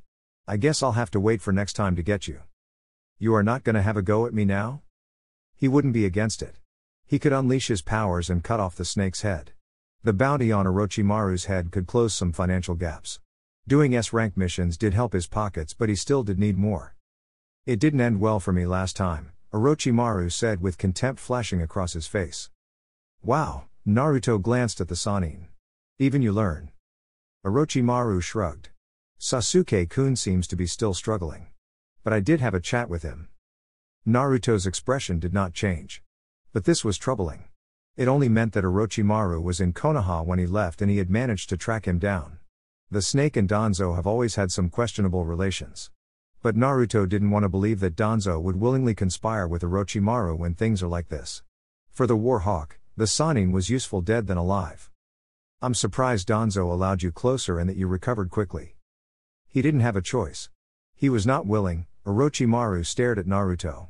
The blonde had not moved. Hardly even kept his eyes at him. It was the occasional glance. What seemed to attract his attention the most were the burning flames. Did you get to Guren? No, Orochimaru frowned. She was my secondary goal.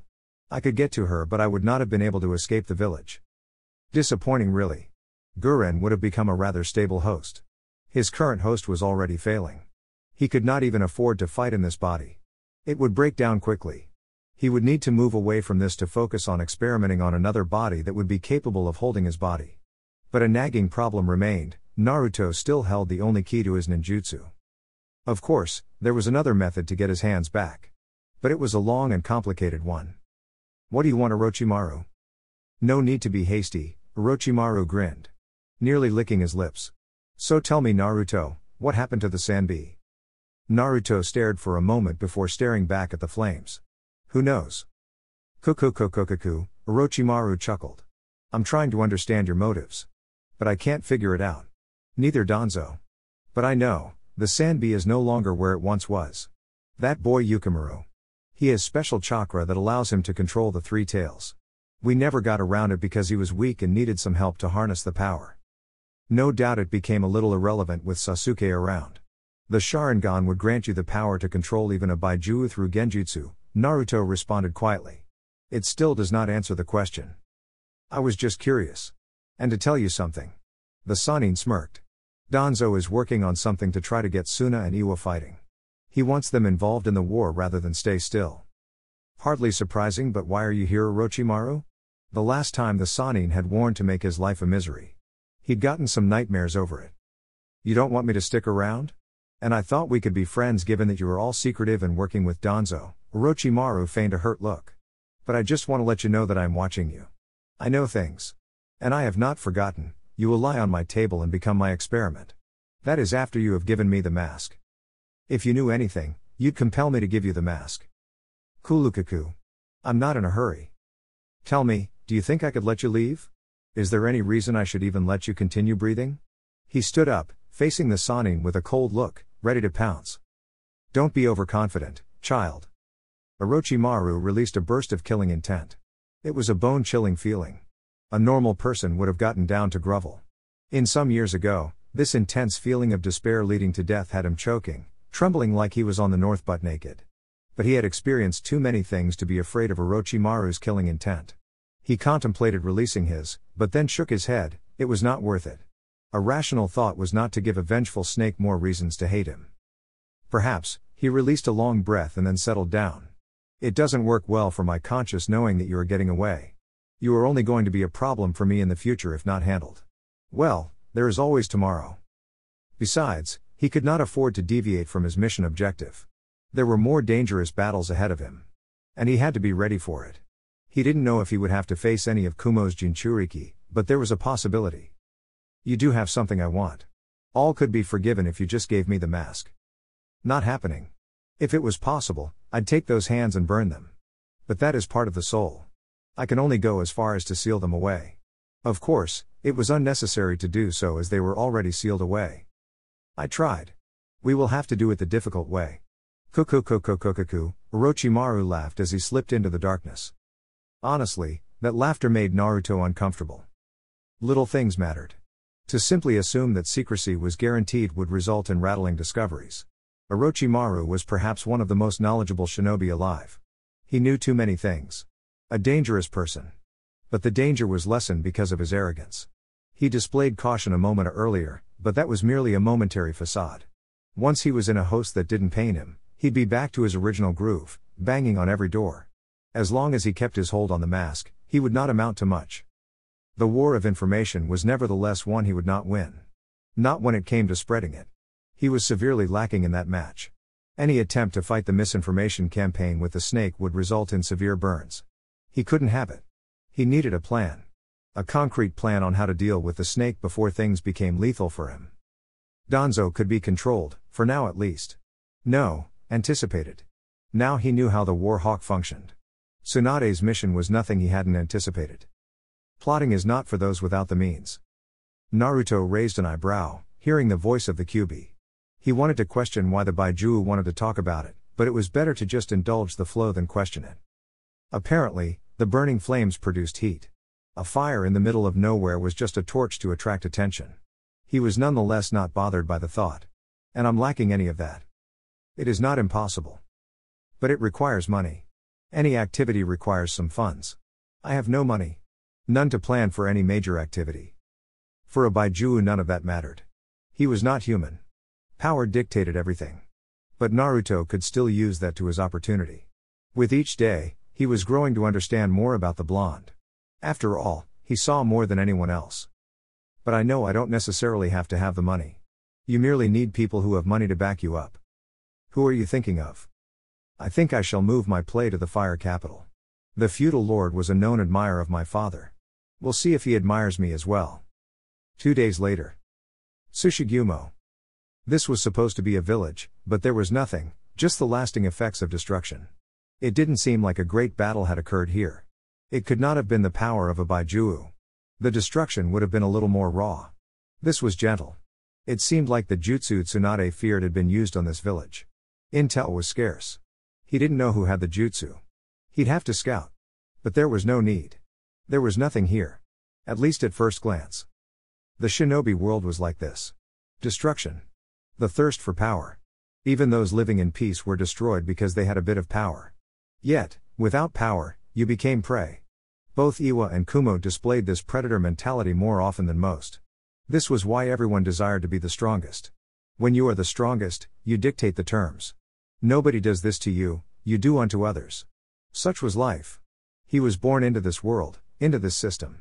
And it was the same system that saw his clan annihilated, and the Uchiha facing extinction.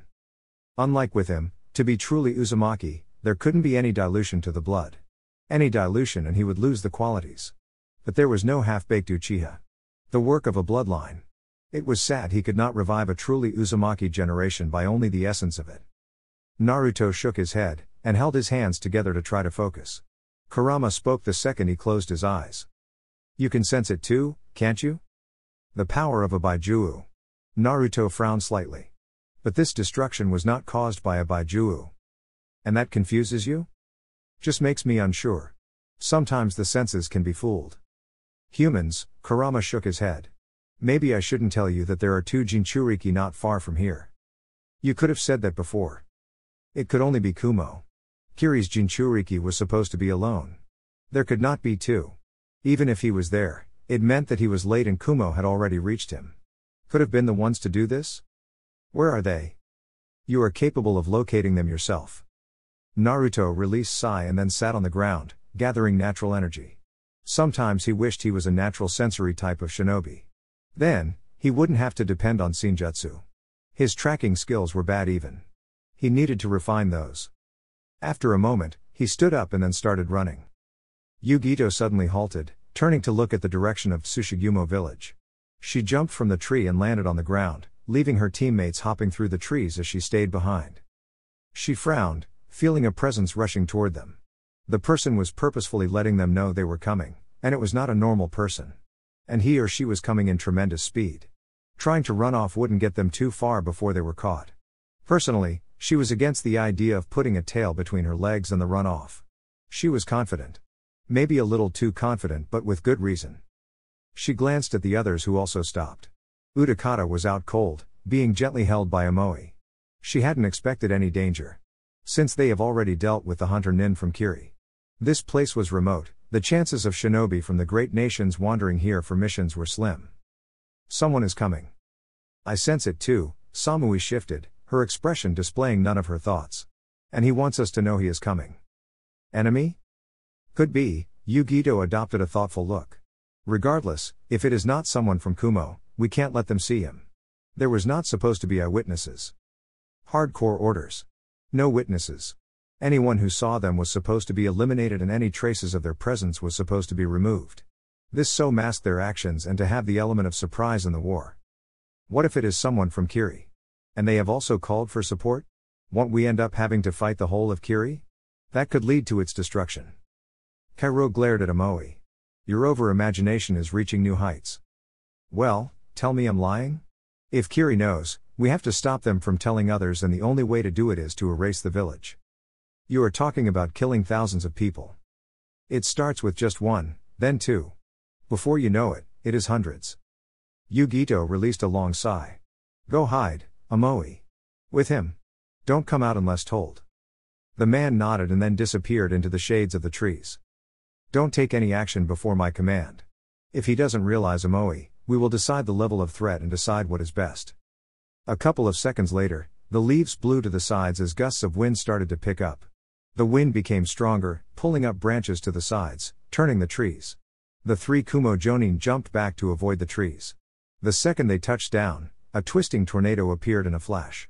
When the wind cleared, Naruto was standing still, hands inside his coat. I see you learned something from that pervert. That's not it, Naruto shook his head, eyes on Yugito. It is just my wind-style shunshine. I added a little more chakra than normally. No doubt, this person before him was the Jinchuriki of the two tails. He didn't like it one bit. The thing he has learned with Baijuas was that they could sense each other even within a host. It posed a problem for him since he held two Baijuas within him. Tell the Baijuu within that woman to keep its mouth shut about Isabu. Why should I do that? Kumo's Jinkairiki are known for being closer to their Baijuas. If that woman gets told that I have two Baijuas, she is going to let the Raikage know. We cannot allow that to happen. Pass on the message and let the Baijuu know that if it lets it slip, I'll rip it out of its host and seal it within me. I like you better when you are being cold-hearted. A necessary part that must be played in this situation, Naruto shrugged. If it got out, it would result in predicaments he was not willing to face at this moment. It could also attract more attention toward him from power-hungry vultures. He didn't need to be hunted. The least of his worries was the reaction from Konoha. If I am not mistaken, you are Naruto Uzumaki, Jinchuriki of the Kyuubi, Yugito said, in a flat tone. What was he doing here? Did he know about their mission? Was Konoha working with Kiri? Did he come here because he knew about the Jinchuriki they had taken? There were many questions, but Yugito was not going to try anything, at least not until she is ascertained of his motives. For now, she could be on guard. If possible, she'd rather not fight the host of the most powerful Baijuu. And recently revealed, the son of the Yondaime Hokage. Samui added. Ni Yugito, Samui and Kaido. Naruto paused, wondering if he should say anything about the man hiding. You know us all? Why shouldn't I know? Information is power in the shinobi world. It makes it easier to handle enemies. I didn't think we were enemies. We are not allies either. But given the history between the two villages, it is better to shift toward the caution side. Indeed. Then what do you want? I was on a mission to Tsushigumo to investigate something when I came across its destruction. The only trail led me to you. But there is reason to believe you did not cause the destruction. We did not. Yugito stared. That does solve your inquiry? We have to return to our village. I didn't have a question. So there is nothing to be solved, but... He took a single step forward and then blurred out of existence. Yugito reacted faster than her teammates. She flashed in front of him, holding out her right hand, bring him to an abrupt halt. It seems you know. Naruto smiled. Well, the Jinkairiki is what attracted me to here. Kumo is getting a little out of hand. You must have already killed the Kiri Hunter Nin since I was supposed to meet up with them. What do you want? Naruto jumped back, creating some breathing room between him and Yugito. You did not fight him. So what happened in that village? None of your concern. I see, Naruto said. I was supposed to help Kiri retrieve the Jinchuriki. How do you suppose I deal with this? Take in mind, if I let you leave like this, Kumo gains a powerful weapon. Let us? Samui asked with a raised brow. Did he think he could take them all? The fact that he was the host of the Kyuubi should not make him that arrogant. It would be disadvantageous to Konoha if I permitted this to happen without trying to stop it. We cannot simply say I must let this side because we don't want war with Kumo. A war is already going to happen. You think it's right to just pile up the damages? Damages? Naruto smiled. This is the problem with shinobi. You all think whatever you do is right and just as long as it is for your village. You are kidnapping a shinobi of Kiri and I would be wrong to stop you? This is ridiculous. You have no sense of right or wrong. Well, he stopped smiling, his expression becoming flat. Right and wrong have not really mattered in the shinobi world. Whoever is powerful is right and is the one to write history. Whether he was talking sense didn't matter here. Yugito had orders. Her personal feelings didn't come into it. Even if she brought those into play. Whatever was to be benefit of Kumagakure was right. We were not planning on letting you leave if you knew our mission, Yugito said, taking a stance. I would rather avoid a battle against a fellow Jinchuriki, but we are on the opposing sides. Naruto did not take a stance. He measured them all. He could not risk getting held up in a fight with Yugito while the other ran. Of course, if they ran and he captured Yugito, she could always be used as an exchange with Kumo for Kiri's Jinchuriki. He'd been told to avoid Kumo if it was possible. But he could not really avoid this situation, could he? He simply could not just walk away, not from this. He hoped Tsunade would welcome his decision here. Danzo would no doubt applaud it. He'd even go as far as to frown that he hadn't killed all these other and capture Kumo's Jinchuriki for Konoha. Raw power doesn't always solve all problems. I have no need to fight you. Besides, you are a Jinchuriki and I have no backup. It is best to be on the side of caution. Naruto clasped his hands. People without power use tactics. Those with power depend on their overwhelming strength to oppress. I will not fight you. That is the best thing I can do here to avoid a bit more angry reaction from Kumo. Cautious, Yugito took a single step back. She didn't have a pleasant feeling. But she was still confident. Illusionary mist. A thick mist started to spread out, a bit quickly. Allowing themselves to get caught in the mist would be stupid. They wouldn't be able to see clearly. Spread out. If you do that, it will be easy to pick up all of you. The thick mist had some dense chakra. It made it difficult to sense any presence. Yugito couldn't sense anyone in fact, nor could she see anything. But she was certain, Naruto's voice was coming all over. Had he made those Kage Bushin? The thought halted in the throat when she became engulfed in a gray place.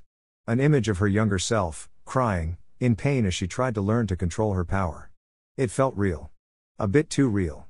Her heart pounded. The torture. The cold nights she spent alone with an aching body. She snarled seeing those images. The flashes of her past. It made her angry and sad. She had gone through the worst conditions to be here. Genjutsu. She gritted her teeth. A wide-scale genjutsu that worked differently. But what if she escaped the genjutsu? She would still be in the mist. Who would even make something so nasty? Matatabi snapped her out of it.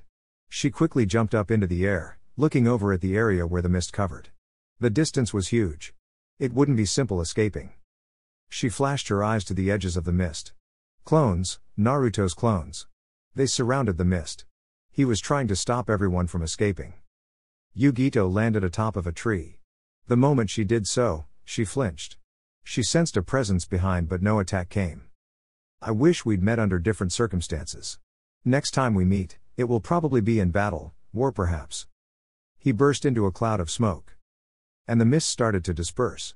Yugito flashed down, to the ground, searching around, but there was no sign of Naruto. Amoe. She twisted around, to have a look at him.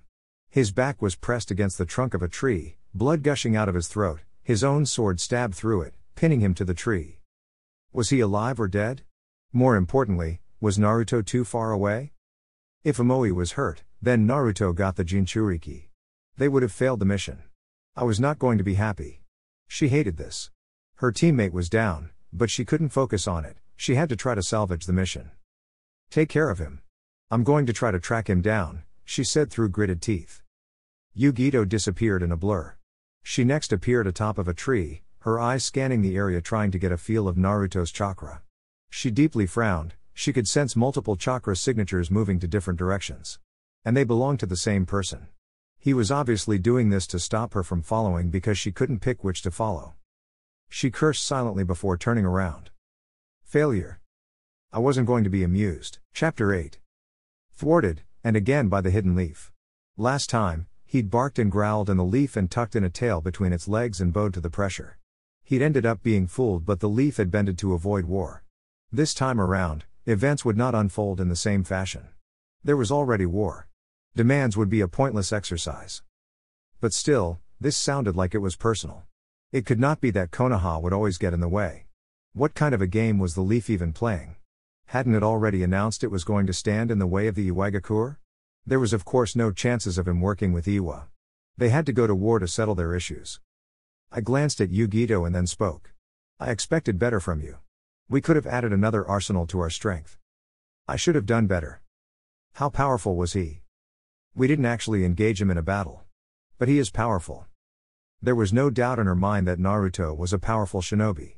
It was a fact that he stood before her team without even looking worried. He had engaged them with a purpose and executed it to perfection. You're dismissed. Go prepare for war. Hi. They still had 2 Jinchuriki but it would be a problem if Konoha takes the 6 tails, a war-defining moment. The one with the overwhelming strength always won a war. Mabui. Reikage-sama? Write a letter to the Hokage and ask her if she is trying to provoke war. Aren't we already at war? Konoha and Kumo have never been allies. I know that. I just want to know if they are doing this to get the Jinchuriki or to get Kiri to back them. Kiri may be weak, but it becomes another thing when they combine with Suna to back Konoha. There was that possibility, and it didn't leave him with happy thoughts.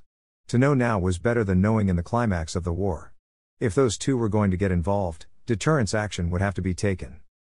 With Naruto slumped on the chair in front of her desk, Tsunade went through his brief report on his mission. As she read, she glanced toward him, more and more impressed by his maturity. After a couple of minutes, she placed the report down and stared at him. He was not exactly becoming like his father. They were different beings. Not like the Sandaime, but perhaps possessed a bit of their character. If Kakashi had been a little serious, maybe Naruto's growth would have occurred long ago. He had the capacity to learn.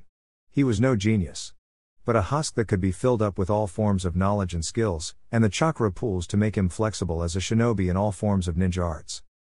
How confident are you against another Jinchuriki? That he possessed the strongest Baijuu was meaningless if he could not control the power. What was of material importance was the control and the ability to effectively use all that power. Large chakra reserves did not equate a better fighter. In his younger days, Naruto had proved as much. I cannot lose. I'm serious here. So am I. He was almost nonchalant about the response. Arrogance? Overconfidence? It didn't feel like this person had allowed those demons to crawl into his spine. But his responses still bothered her. Why? Because I know how to fight them in their transformed state. Perhaps the Raikage's brother would be a problem. He is a skilled shinobi without deploying his Baiju's power. But because I know that, I wouldn't necessarily want to fight him in that state. I'd immediately force him to transform and use my ace. Fuinjutsu.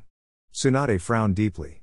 She didn't know to what extent Naruto had developed his skills. His right arm was a genius example of Fuinjutsu.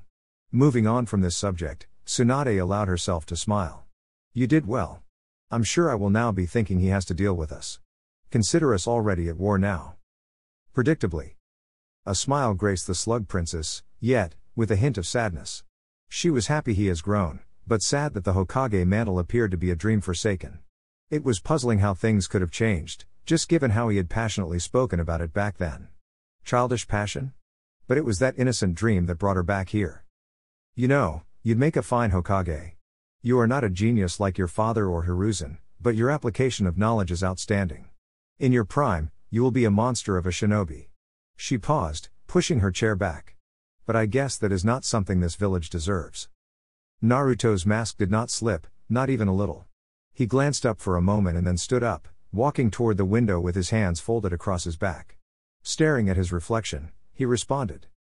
Reaction to every action. But we shall see what the future holds.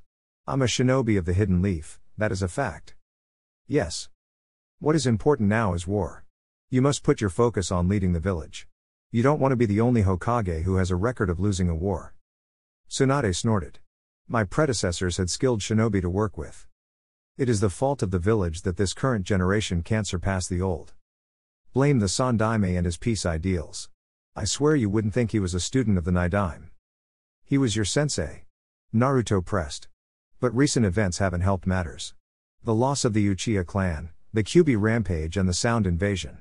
Skilled shinobi like Orochimaru and Itachi have departed. Misfortune has been on our side. Tsunade smiled sadly. But we must make do with what we have. Indeed, Naruto agreed. What happens to Utakata and Hotari? I'm going to send them to Kiri. Should strengthen an alliance. Danzo is not going to agree to that. Tsunade shrugged. Doesn't matter. We don't need another Jinchuriki. Kumo is not going to know about your secret, is it? It would cause a problem. Naruto shook his head. No, he said. I made sure of it. I'm aware of the kind of problem it would cause. Tsunade glanced at him and then stared at her desk. She was sharply aware of those feelings toward the hidden leaf. Maybe what was the cause of concern in the scenario was the attitude of the villagers toward Jinchuriki. If you ever need to talk about it, feel free to come to me. My door is always open for you. I'd be more pleased if it was your window.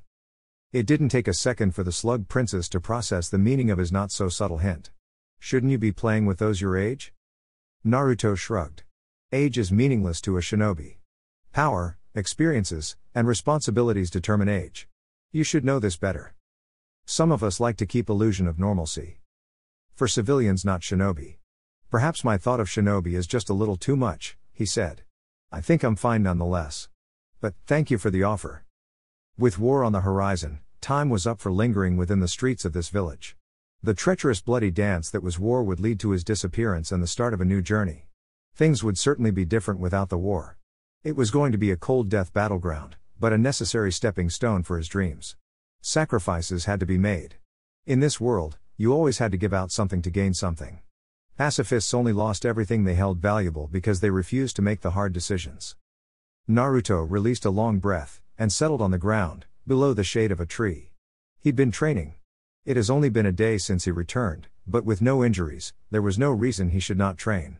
He needed to be ready for his future plans. Without power, he could not do it all. He was nonetheless not ignorant that power did not solve everything. But it was the principal requirement, for a shinobi. Seeing Konohamaru walk toward him, he looked up for a moment. It was about time he wrapped up this, but he did believe he had done enough. He stood up, putting on a small smile on his face. Understandably, he was not as close as he was with the boy. But deep attachment was not necessary for him to impart skills and knowledge. This will be my last lesson to you, Konohamaru. So, I want you to listen very carefully. As I will change my approach to teaching you. Konohamaru looked at him with confusion. Why last? Because I won't be teaching you anymore. Why? The children didn't know about war. They didn't have to worry about it. They were not going to fight. There is war coming. In the coming days, I won't be in this village but busy. Even after the war, I will not have time for this. Your dream is to become Hokage and I want you to succeed. But power determines a cage. If you are weak, you will not become one. Knowledge is important, so is power to force things. A little difficult for you to understand, but at least you will understand this lesson. Konohamaru stared, wondering where this was going. He already knew about the coming war. But he knew, Naruto no longer spoke about becoming Hokage. He shook his head. Best to focus on his training. The Sandaime Hokage was great, in terms of ninjutsu at least. Each Hokage has had something special about them. Your grandfather was great because he could use all 5 basic elements. He understood jutsu far better than anyone. Even without a bloodline, he still managed to be famed as a god of shinobi. You have immense chakra, but you lack control. You want to attack first without thinking. You will die in battle. Your grandfather was not like that. He was smart. A genius and used his mind well. But that is not what I want to teach you. He motioned for Konohamaru to sit down as he did so as well. Take Guy for an example. What is his weakness? He doesn't use ninjutsu. It is not necessarily a weakness. What makes that a weakness? Konohamaru stared. Guy is fast, he'd probably beat you before you even get the chance to weave hand signs. He is also a short distance fighter, meaning he needs to be closer to fight you.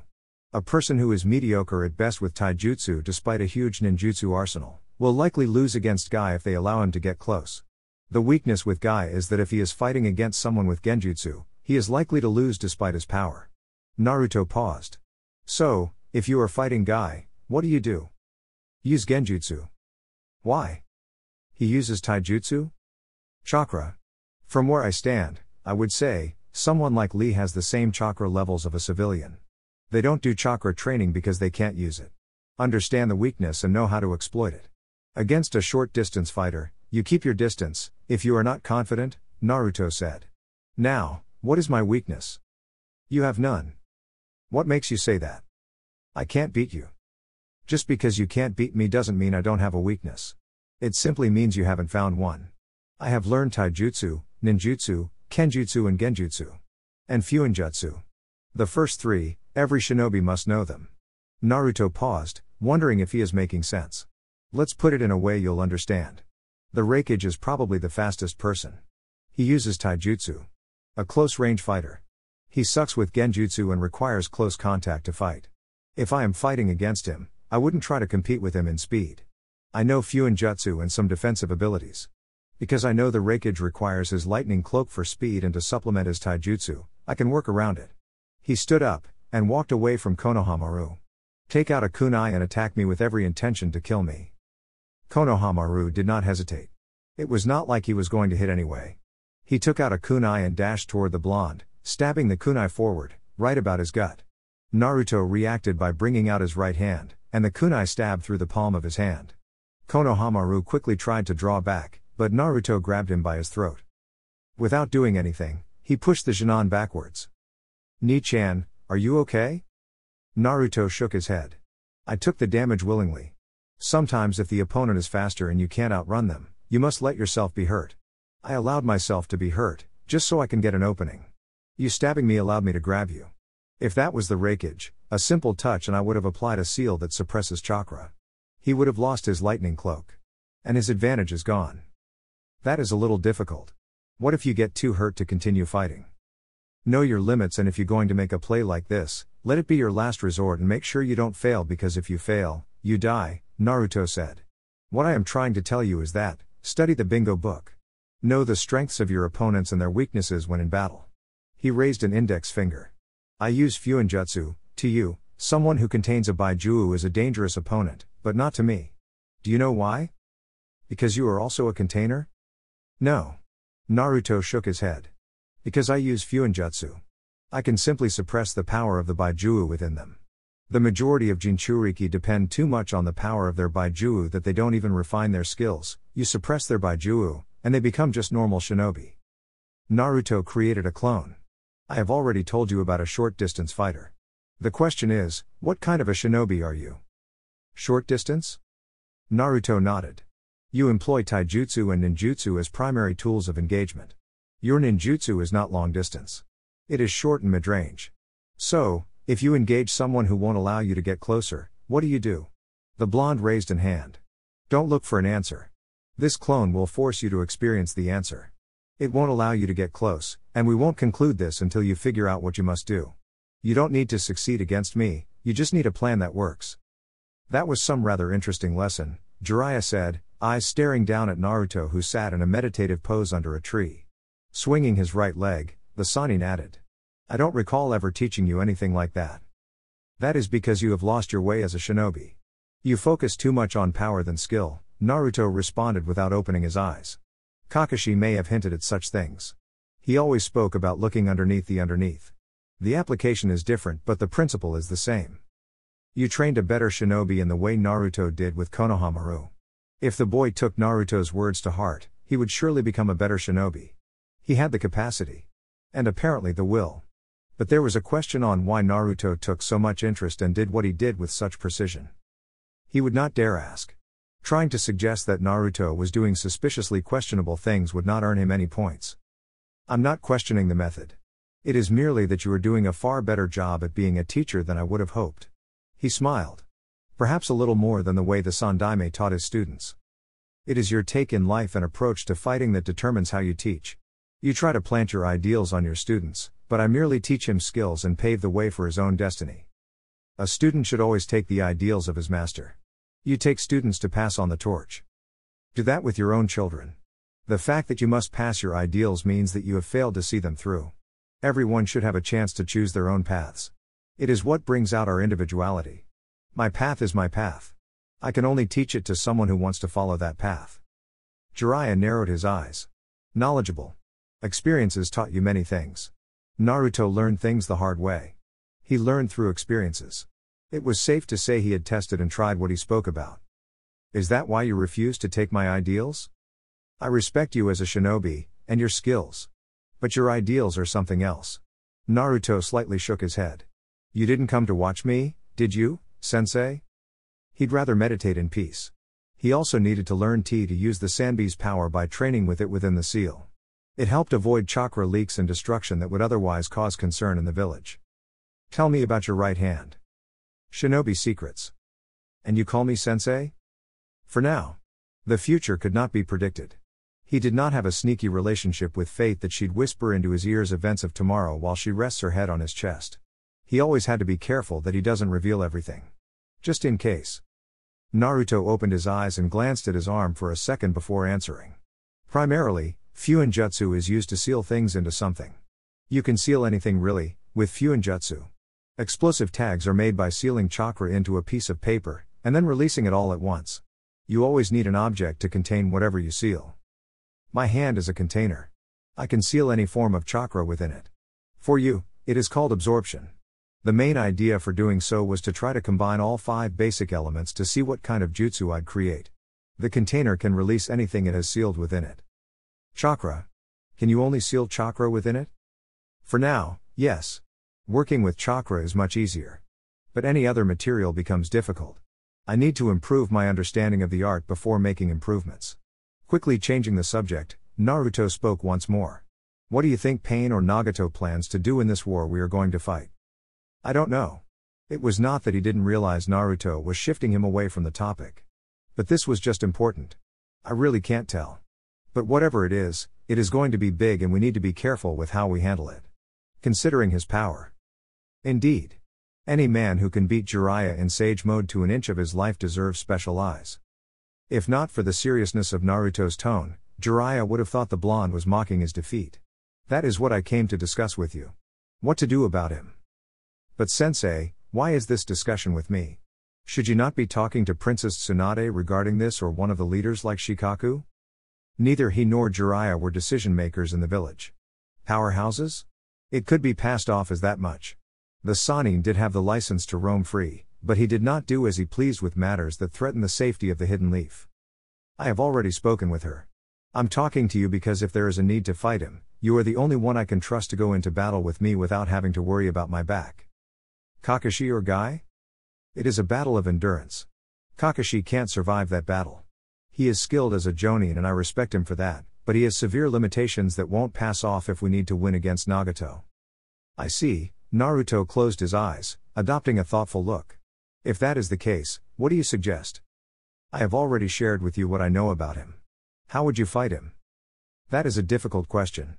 Obviously trying to meet him head-on with blunt force will only result in destruction. I'm confident I'm capable of outlasting anyone in terms of stamina, but confidence does not equal performance. He paused, releasing a long sigh. I do not know. Inside information is important but I do not know how I'd handle it. He isn't the priority. War is. But there is a chance he might make an appearance during the war. We must be prepared for that. Indeed, Naruto nodded. I guess we must train together. An unpleasant thought, but Naruto had no plans to fight alongside the Sannin against Nagato unless there was no other option. Revealing too much to everyone would result in his own undoing. Naruto stood by the entrance of his door, staring at Ino, who'd knocked a moment earlier. A curious person. The need to know things that didn't bother her was troubling. Didn't she know that curiosity once killed the cat? True, they were in the same generation and basically grew up together in their academy years, but to say they were friends was a bit of a stretch. Admittedly, Ino was a lot more closer now than anyone, at least since he returned to the village. But it was her questioning gaze that made it difficult for him to be open. Not that he was ever an open book to anyone, but she made him put an extra wall, just in case. I suppose I should have expected an appearance from you. That is about right. The son of the Yondaime Hokage. There was nothing fancy about it. There was nothing noble about it. In fact, Naruto was probably never going to permit himself to be called as such. The leaders of this village chose to name him Uzumaki, and Uzumaki he shall be. Of course, there was the problem that the Namikaze name would overshadow him, at least at this present time. You sure your father is going to be happy with his little girl getting into the house of a boy? Ino rolled her eyes. Like it's my first home here. I'm feeling a little happy today. Are you going to let me in? Naruto stepped to the side and allowed Ino to pass. He closed the door behind him, and followed her as she walked to his sitting room. He sat beside her on the couch, his right foot folded on it. She stared at him. I would have liked it if you walked toward the bedroom, but we can talk, he smiled, a bit slyly. You are thinking something perverted. Naruto shrugged. Not at all. He stretched his right, walking his fingers on Ino's left thigh. He stopped seeing her change in expression. I thinking a bit of release of excess energy. I don't want to die. Naruto laughed. Nobody dies. Everybody dies, but not from that. Ino resisted smiling. A grown-up with his own house, that was Naruto. Had anybody said they'd seen the future when they were still academy brats and they'd seen that Naruto would turn into this, she'd have screamed fraud and led the calls to burn the lying witch. But here he was. A charming young man. It had nothing with the rumors about his parents, just his personal charm. She could almost fall for him. You go all out. I'm a nice person. I believe that we must all enjoy the activity. I must not just be happy with the release, but you must also enjoy yourself, Naruto said. Tsunade would certainly attest to this, but of course, she was not going to talk about it. At least for now. Have you finally gotten over your denial? Ino folded her hands across her chest, cheeks puffed up slightly. It was not denial, just hard to believe. And you didn't even bother trying to convince me. It is something that is irrelevant, Naruto shrugged. But that is the truth. And of course about me being the Jinchuriki of the Kyuubi. Who'd have guessed? Things change. It was almost laughable just how quickly things can turn around you.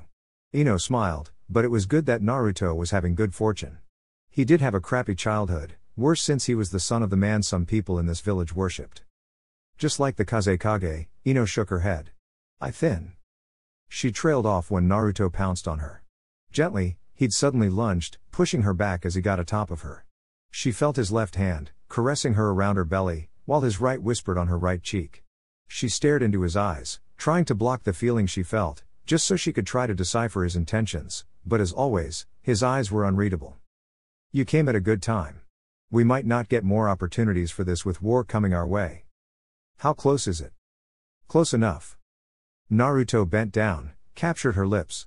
Soft, her scent invaded his nose. It was always an arousing scent. Her eyes were already closed. Sometimes, he opened his eyes just to watch the expression, even if it was too close to see. He closed his eyes, and slipped his tongue inside her mouth. She was all welcoming, a bit of a tangle, and his hands were already tearing her shirt. She pushed him away. What am I gonna wear when I go home if you are going to tear my clothes? You can always put on one of my shirts. And you don't have to leave now. I can cook you something to eat later on. My dad will kill me. Naruto laughed. How long are you going to be daddy's little girl? As long as I live. The scent of war had the Anbu observing village streets and alleys with hawkish eyes. Moving around was dangerous. A single misstep and you'd get caught moving in places you are not supposed to move. It was especially challenging since there was a curfew imposed in the village by Tsunade. War was already upon them. Tomorrow, or even now, one of the enemies could be marching, and he would be sent out for bloodshed. Mentally, he had to prepare for that. People would die. Even those he cared for. Limitations were imposed on everyone by life. Wishes and desires did not guarantee success. You could wish, but capabilities wouldn't materialize the wishes. After managing to sneak away from the streets into the forest of death, Naruto let loose of a long breath. At least, his stealth technique was good. He could effectively carry out assassination jobs. He smiled. He'd have revolted at the kind of job when he was a Genin. But now, he'd never give it a second thought. The forest wasn't guarded. It was not a safe place anyway.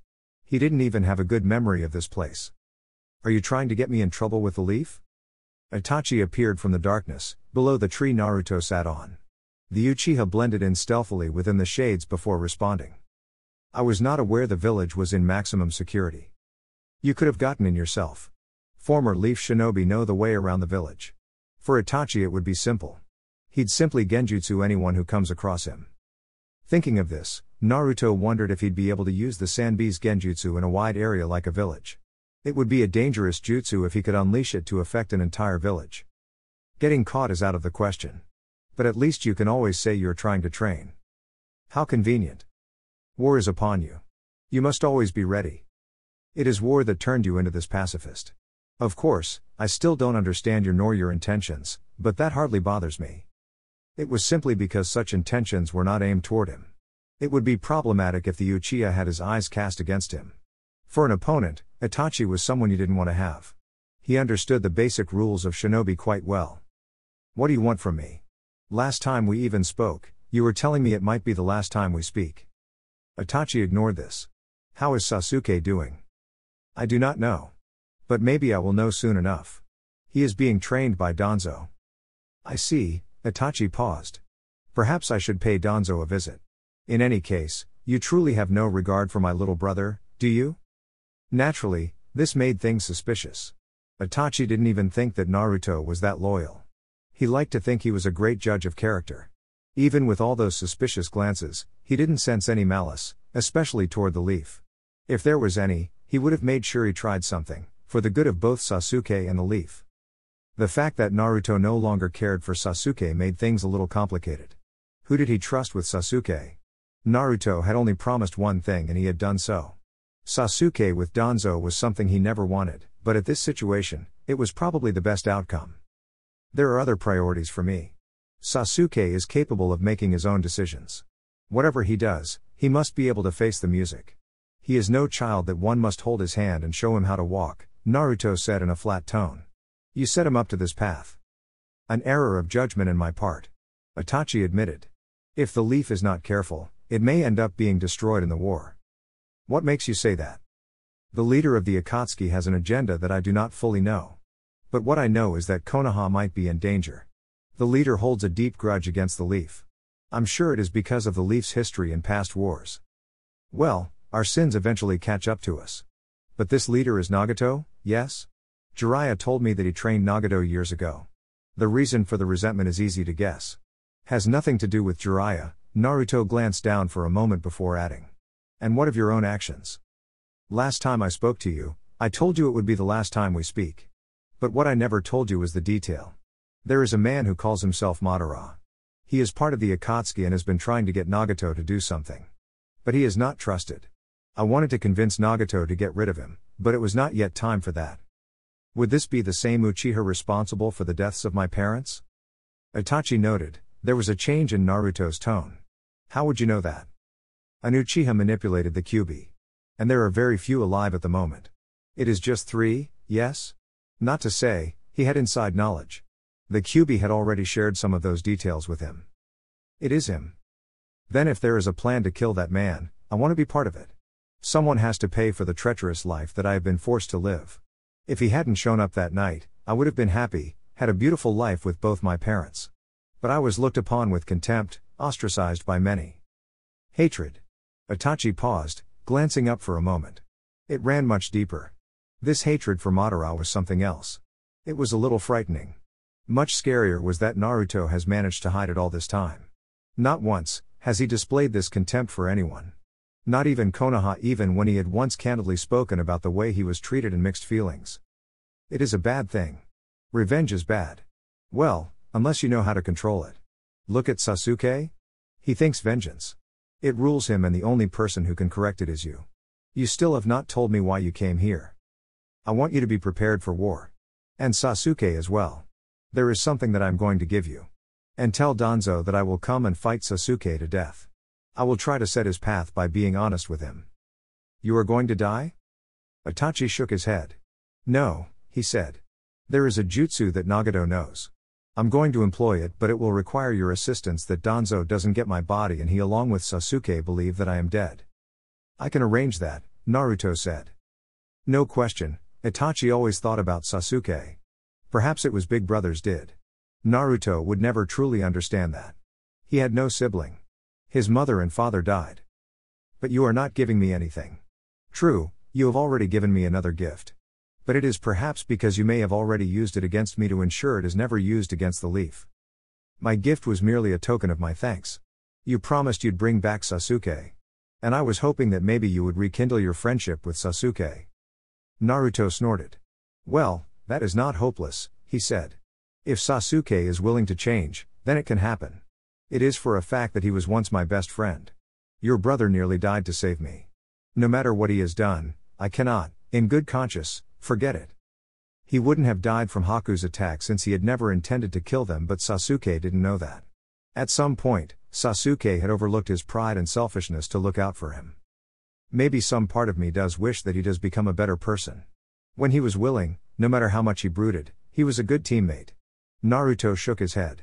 The reason you even continue with this is because you are aware of my feelings. I wouldn't go that far, but I considered that would be the case. You are also a person I can trust. Though, I can't seem to fully place that you are loyal to the leaf. Even if you do hold malice toward it, it is nothing that would lead you to seek its destruction. People can surprise you, Itachi. Deception is part of the shinobi trade. Itachi did not dispute this. I will contact you when I am ready. I especially came here because I want to give you something. And I wanted to know where you stood. Oh? Naruto glanced down. Where do I stand? You will eventually leave the hidden leaf, but you will not be far from it. In this war, you will fight for it. For me, that is what is most important. Without its Jinchuriki pulling the weight, Konoha might not survive. And that is why you keep on checking. To ensure that the leaf survives the war. If Sasuke will not fight for the leaf, at least I must. Or the other way around. You know this much, but you don't seem bothered by it. Naruto shrugged. We use each other to meet our end. This is how shinobi are. Besides, I'm a little more curious about you and everything surrounding the Uchiha. This is part of learning. I have grown to understand that one is not capable of figuring it all. You have more knowledge and experience. Your view of life is much different from that of Jiraiya or anyone else close to me. These different perceptions help me grow as a person. To what end? Who knows? But what is obvious is that a child must grow. If you restrain yourself to what is in front of you, you miss out on everything else around you. Life doesn't end within the leaf. I've yet to reach my prime. I'm actually still just a brat. I must learn. I must accumulate to grow. The lessons of life are not only from your teachers but from every experience. If you had not seen war, you would not have changed. What happens after experiences is something nobody knows, but we must not be afraid of the unknown. I have been waiting for you for an hour, Tsunade exclaimed as soon as Naruto walked into an underground facility beneath the Hokage Tower. Tsunade had summoned him to start with her experiment on his right hand with the Senju cells. It was all medical complexities he didn't want to grasp. It was nevertheless a good experiment that would prolong his life and give him a weapon when in battle. Wounds were unavoidable, at times when faced against tougher opponents. Recovery from such wounds was the difference between death and survival. Naruto shrugged nonchalantly. There is no need to be so impatient. Shizune is doing just fine standing in as the Hokage. It isn't like this is the first time she has done it anyway. Normally, she does it when I'm drunk and can't work. But that isn't the point. The point is I'm late, Naruto said, stopping in front of the Hokage. He glanced around, it was just the two of them. This place looked more like a mini lab. There was a bed, some lab equipment on the sides. Though, nothing as sophisticated as Orochimaru has in his burrows. My apologies. I kind of overslept. Had a rather eventful night. Tsunade raised an eyebrow. The sly smile on his lips suggested something. A woman? A girl, Naruto leaned in, his face just inches away from that of the Hokage. I would have rather spent it with you instead. Tsunade put her right hand on his face to try to push him away, but Naruto caught the hand around the wrists, smiling. Your hands are rather slender. You wouldn't think they are the same hands that destroy things, he said before suddenly pulling her closer. She slammed onto his chest, and Naruto quickly captured her lips. Though a little taken by surprise, she responded to the kiss, for a couple of seconds before forcefully pushing him away. She glared. This is not going to become a thing, she then released a long sigh. Naruto was not discouraged. But tell me, you did enjoy yourself, did you not? No offense, but you are not getting any younger. You should enjoy yourself while you can.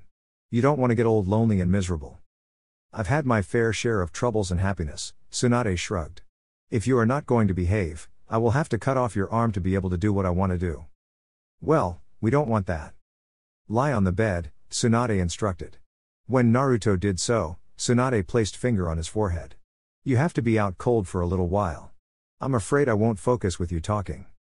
Just don't undress me while at it. Won't be anything I haven't seen before.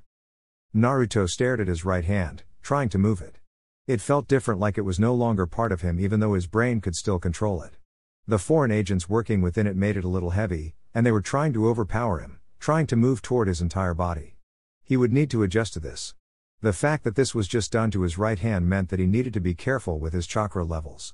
This was not perfect. Tsunade had said that she would study his hand farther to see how it reacts to the cells. Naruto glanced to the side, hearing footsteps. He smiled. I was wondering when you'd come to me. Guren frowned. I dislike this about you. You just dislike anyone acting superior to you. Which is rather amusing since you groveled for Orochimaru. He was my master. You are not. No one is. Don't tell me you are one of those people who cannot survive without a master to serve. Because if that is the case, I wouldn't mind making you submit to my will. Guren raised an eyebrow. Now, there was no doubt he was deadly serious, and the smile on his face made her skin crawl. It made her suspicious about his intentions. Orochimaru-sama was right about you. You have some hidden intentions that the leaf doesn't know. Naruto tilted his head to the side. Orochimaru-sama? You still respect him? But as far as he told me, he wasn't able to get to you while in the village. Which means, someone else reached you. Someone, but make no mistake, I have nothing to do with him. I'm just used to calling him like that, Guren said sternly. But what are your intentions? Who knows? Naruto paused. But you have no interest in being a slave of the leaf, do you? You want your freedom. I can give it you. When you are not even free yourself. I see how things are in this village. Naruto smiled. I made a promise to you before, and I kept it. I'm willing to make another one, and keep it. You are mistaken about something. Everything in this village is as it is because I permit it. My current situation is a mixture of a choice I have made and events that are beyond my control, he said firmly before adding. What do you say, Guren, are you willing to take the bet? You have nothing to lose. And I'm not trying to test you. What do you want in return? Naruto stared, his eyes turning crimson, as he started leaking a bit of the Kyuubi's chakra. Your soul. Everything you own. What? Ha ha ha ha, Naruto laughed. I'm not the devil. I merely wish for you to be close to me. Your power to be precise. But you must do something for me. What? Go to the Hokage Tower and speak to the 5th Hokage. Tell her that you are willing to join the Leaf. We are going into war. They need all the power they can get. Do I have to fight for the Leaf? Yes. And you must do it with everything you have. Chapter 9. Genius? It was not a title granted to Sasuke to bloat his pride. He was deserving of everything letter in the word. Though, it made him arrogant. Danzo cared not for the arrogance nor that bloated Uchiha pride. He agonized over the mental instability of the Uchiha. The anger ran deep. Made him unpredictable. It was worse now. Perhaps his loss to Naruto had reverted him to the jealous child he had been before he betrayed the village to parade with that cursed Orochimaru. For now, the mere mention of Itachi rattled him. It was bothersome. Such mental handicap was a nuisance. Then again, Orochimaru liked them gullible. Danzo had no use for tools who expressed thought or displayed emotion to this level. It was only a burden that blinded them from their true objective, which was to protect Konoha even at the cost of their lives. Itachi's existence was the root of all problems. Yet, it was the burning desire that kept him going. Danzo wondered what else Sasuke would do once Itachi was dead. For the sake of the Leaf, the Uchiha had to be given another mission, a life purpose, and there was nothing better than a life of being a protector of Konoha. But Sasuke was disloyal. He expressed no thought or love for Konoha. Danzo found displeasure in this attitude. For the young Uchiha, it was the hunger for power. It easily made him corruptible. You'd think easy to control, but no. Yet, he was susceptible to manipulation. Nonetheless, trying to teach him lessons about protecting Konoha seemed to be going nowhere. The key was always Itachi. He seriously needed to make sure that the elder Uchiha was dead. At this rate, if Sasuke learns of anything about the Uchiha massacre, he was likely to turn on Konoha. Which could not happen. Danzo would not have his efforts wasted. Even if you look at me like that, until I kill my brother. There will be no talk of coming back to act as a shinobi of the Leaf. Those words, stated so coldly, Danzo thought Sasuke actually believed them. But there had to be a part of the Uchiha that was loyal to Konoha. He was not always disloyal. It was the lure of power by Orochimaru that changed his heart. Had the Sannin died long ago, he wouldn't be having this problem. Then again, Sasuke wouldn't be in his hands. The main reason you even left the village was because you wanted to gain power. Power we will give you. Konoha can do that. I can do that. Naruto has become powerful without joining the Orochimaru, even you can become powerful. Unless you are willing to admit that he is a better shinobi than you. Sasuke glared at Danzo with murderous intent. Better than him? The thought of Naruto's growth angered him to the point where he felt his insides twist. He hated that Naruto defeated him. He had been driven into the hands of Orochimaru because of jealousy in the first place. He wanted to become better and discard all relationships, and yet, even though he discarded all relationships, he was still weaker. Naruto had defeated him. That idiot is not a better shinobi than me. Next time we battle, he will not be lucky. It had nothing to do with luck. Naruto was just better than you. Even with Orochimaru, your improvements have been rather limited. I would have expected you to return with the Mangekyo Sharingan activated, but you have still not activated. Danzo knew the requirements of achieving that feat, but Orochimaru was a twisted person. He could have manipulated Sasuke for the Mangekyo to be awakened. I know what must happen for the Mangekyo Sharingan to awaken. So do I. Danzo paused, wondering just how he was going to do to bridge that gap. He could use Shisui's eye to manipulate Sasuke and then introduce a friend.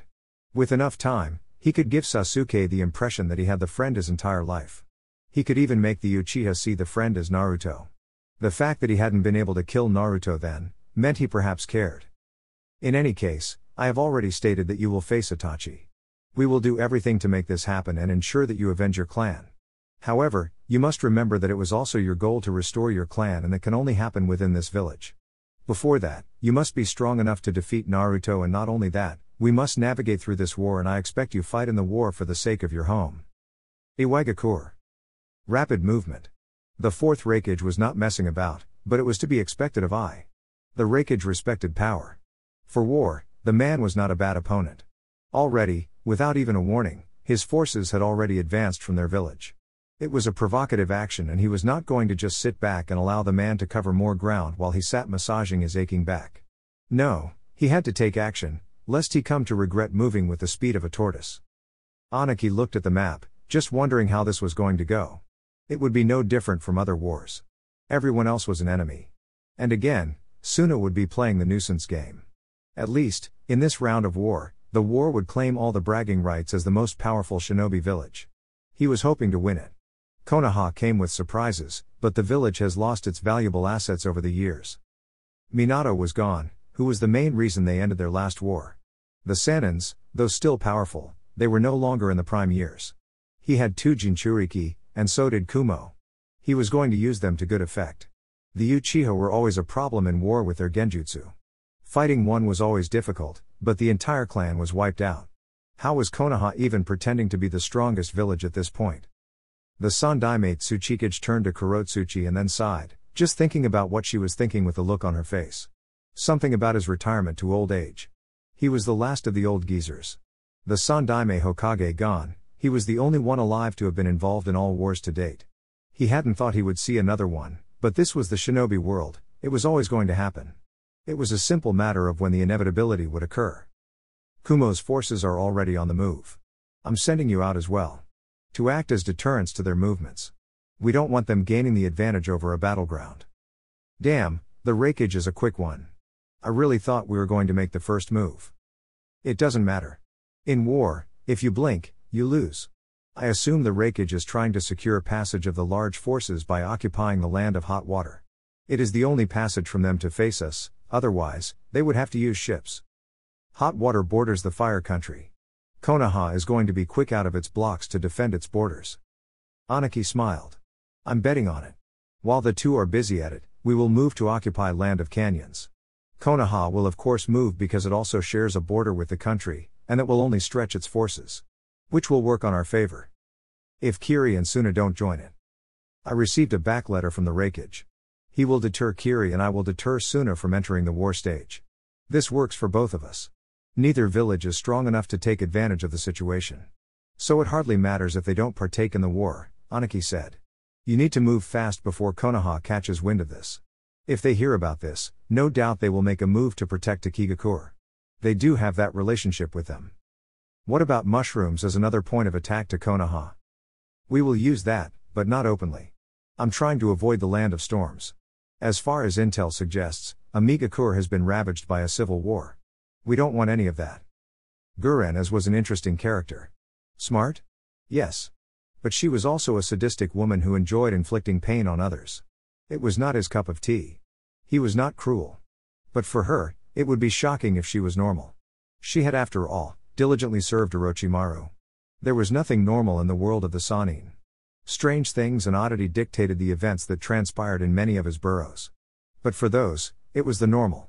Unless, you were strapped up in a bed with Kabuto dozing in a couple of magic liquids inside of you. Not for a second did Naruto think she'd stab him in the back. Not unless Orochimaru managed to find a way to twist the frames of her mind once more. A highly unlikely scenario, but in this shinobi world, anything was possible. Especially with the Sannin. You are not at all concerned about him? Naruto tossed Guren a look. They were sitting at the back of his house. Yukimaru had been enrolled to the Shinobi Academy. So, during daytime, he wasn't around to breastfeed on Guren. Perhaps she was more than a mother to him? He smiled. Now, he was just being twisted. Orochimaru? Naruto looked thoughtful. To be unconcerned would be reckless. He is still a capable shinobi and his hounding of me does bother me. But you are confident of beating him. She narrowed her eyes, just wondering how powerful the blonde was. In her tangles with him these days, he was much more overpowering than before. He wasn't fighting in the same way. He said, in war, constantly throwing around jutsu leads to exhausting which can end in death. Spoken like someone who has fought a war before. But he has not, he was just knowledgeable about the workings of a thirsty battleground. Of course. One is always confident. Good. You do not lack the confidence, which is good. But you have still not told me what you want from me and how granting my freedom will go. She was staring, her tone stern. He smiled. She was indeed an assertive woman, but he was not going to let her slip under his skin and end up spilling the beans. Though not too experienced, he was not too amateurish to be slipping easily. Does it bother you that much? Of course it does. I have to think about Yukimaru. I don't want to do anything that may endanger his life. Being here means he is safe. But also within the grasp of Konoha. You are not naive to think that you will not be held at ransom if there is a need. Basically, your child is held hostage here, to ensure that you do nothing wrong against the village, at least. Guren frowned deeply. She was aware of this. This was basically how villages operated.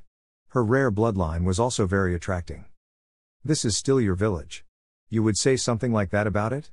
Not to mention, you seem to get well with the Hokage. Doesn't mean the truth must not be spoken.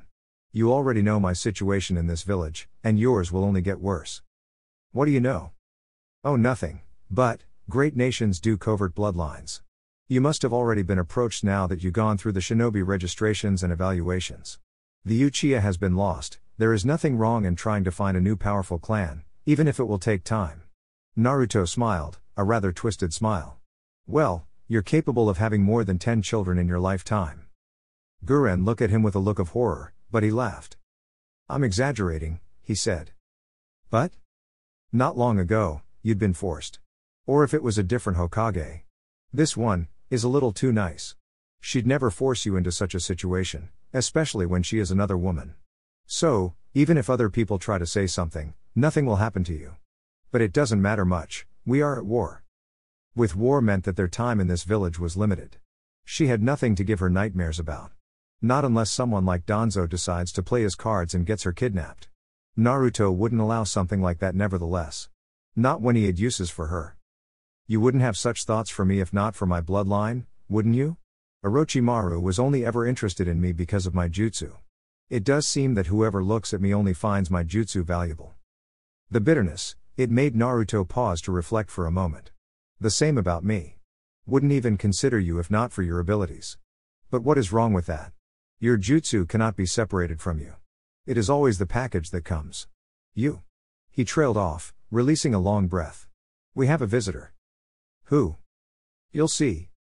A minute later, Jiraiya showed up, through the back door from inside the house. The Sannin stared between them for a moment before going on to lean against the wall, staring at Naruto, while secretly giving him a thumbs up. You should respect other people's houses, Jiraiya. I will put an anti-teleportation barrier around my house. The Sannin folded his hands across his chest. If you could, you'd have done that already. You have me there. Some seals are rather complicated, he admitted quietly. And why do I hear giggles from the back of my head? Well, you are making some moves? I saw the Yamanaka girl leaving this place. Can only be for one thing. Is she your lover as well? What?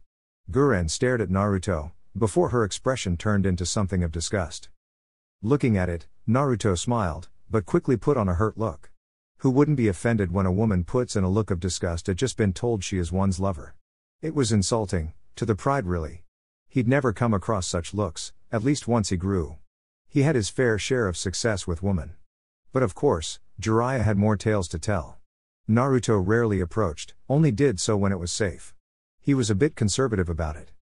I'm offended, Guren. Am I that unworthy of being a companion that you'd even put such a look of disgust? I thought we got along quite well.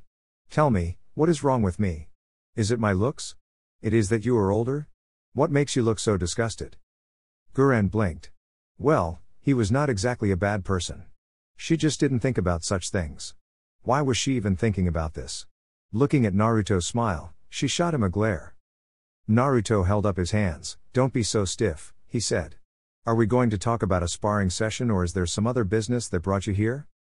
Can't I just visit my former student? Since when do we do that? Jiraiya sighed. I understand that there will be great pressure on you in the war. You'll be expected to do things only a Jinchuriki can do. I suppose that places an unfair burden on you. Naruto shook his head. I'm prepared for it. You need not worry like I'm a child. Both Kumo and Iwa have Jinchuriki and I'm the only one who's safe to fight them. We must make do with what we have. I'll join you where possible but my main focus will be hunting down members of the Akatsuki, the Sannin said firmly. He then stared at Naruto. What do you wish for, Naruto? You no longer have the desire to be Hokage. So, what do you wish for? Naruto fell on his knees, breathing heavily. The feeling of weariness that gripped him was rather foreign. He was not used to being exhausted, at least exhausting his chakra. Not since he did real training. He was not completely exhausted, but by his standards, this was uncharted territory. The main point was to drain his chakra, to see how the cells would react once there was nothing holding them back. Tsunade had said there was the possibility that the cells would try to take over his body if he became weakened. He could feel the fight in his right arm, but not enough for him to lose control. He'd probably lose his hand if he lost control. He glanced at Tsunade, who was watching from the sides with Shizune. I can feel something but not enough to take charge. The feeling is nevertheless itchy. We have to make some improvements. But I guess this does work. You are Uzumaki, so there is that compatibility. It is different with Jiraiya. The procedure wasn't even the same, Tsunade explained. She smiled, at least this was progress. There was still much to do. She had a lot more information with what Orochimaru left behind and some of her predecessor's secret experiments. The complete object was Yamato, but it was about recreating all that work. She was not attuned to it as Orochimaru was. But Jiraiya's work was perfect. Then again, it was never about making the difference as she is trying to do with Naruto. It wouldn't be a bad thing if he could end up being able to use Makuten. Still no close to being to manifest Makuten. Naruto shook his head. Healing is also only applicable on this portion of my body. The rest of my body heals differently. It can't all happen overnight. We need more time, Tsunade said. We'll continue to study it more. But we may not have the time. At least not until after the war. Things are getting heated now. And any day now, you may be called to head into war. I guess we must make do with the time we have now. Naruto stood up, walking toward the two. He stopped in front of Shizune and then smiled. Another night for drinking? I swear this time, I will pay. Wait, you two went out drinking? Don't you remember? I asked her out in your office. I thought you were joking. Well, apparently I was not. Tsunade shook her head. She was not going to get worked over this little thing. Still, Shizune was all about work. She kept following her. A loyal attendant. But Tsunade had never truly thought about her happiness. A selfish side of her. But without the woman, what could she do? There were many things that thankfully didn't happen because of her. Everyone deserved a chance to be happy. But then again, Shizune would probably never accept being discharged from service. Naruto lifted his right hand, watching Ino's left foot slowly move toward his temple. It was slow because he was used to better shinobi who moved with reflexes of lightning. He grabbed her stretched leg around the ankle and then pushed it toward the right, suddenly. It was a quick and forceful movement that left her off balance. Naruto crouched down, swiftly sweeping his right leg. He hit the blonde, sweeping her leg off the ground. While she was following backwards, Naruto leapt forward, taking a single giant step before slamming the palm of his right hand on her gut. Ino spat out saliva while quickly grabbing her gut in pain as she fell backward. She hit the ground with her back, but Naruto didn't attack her. That was just pathetic, Guren sneered, watching from under a tree, hands folded across her chest. Ino was supposed to be a kunoichi? Her taijutsu skills were on par with those of a Jinan. She lacked any physical strength, and was slow. What good was she for a shinobi? In any real battle, if she was fighting alone, she'd lose against even a Jinan who had better grasp of taijutsu. Her only jutsu was her clan technique, which could only be used if she was fighting with someone. Ino quickly got up, glared at Guren and then turned to Naruto. What is she doing here? Ask her. Ino did not. Some of us were not raised in a barbaric way to live for killing people by a twisted person who enjoys torturing people for his fun. That is not an excuse to be weak in the way you are. Growing in the strongest village makes you take life easy. You think life is simple. But it is not. You probably joined the Shinobi Academy because you thought life was cool. Privileged brats. Being born outside of the Great Five Nations was nothing but a pain. Anything could happen. You were exposed to any kind of danger. Guren would know better. She had been responsible for raiding some villages, killing everyone within.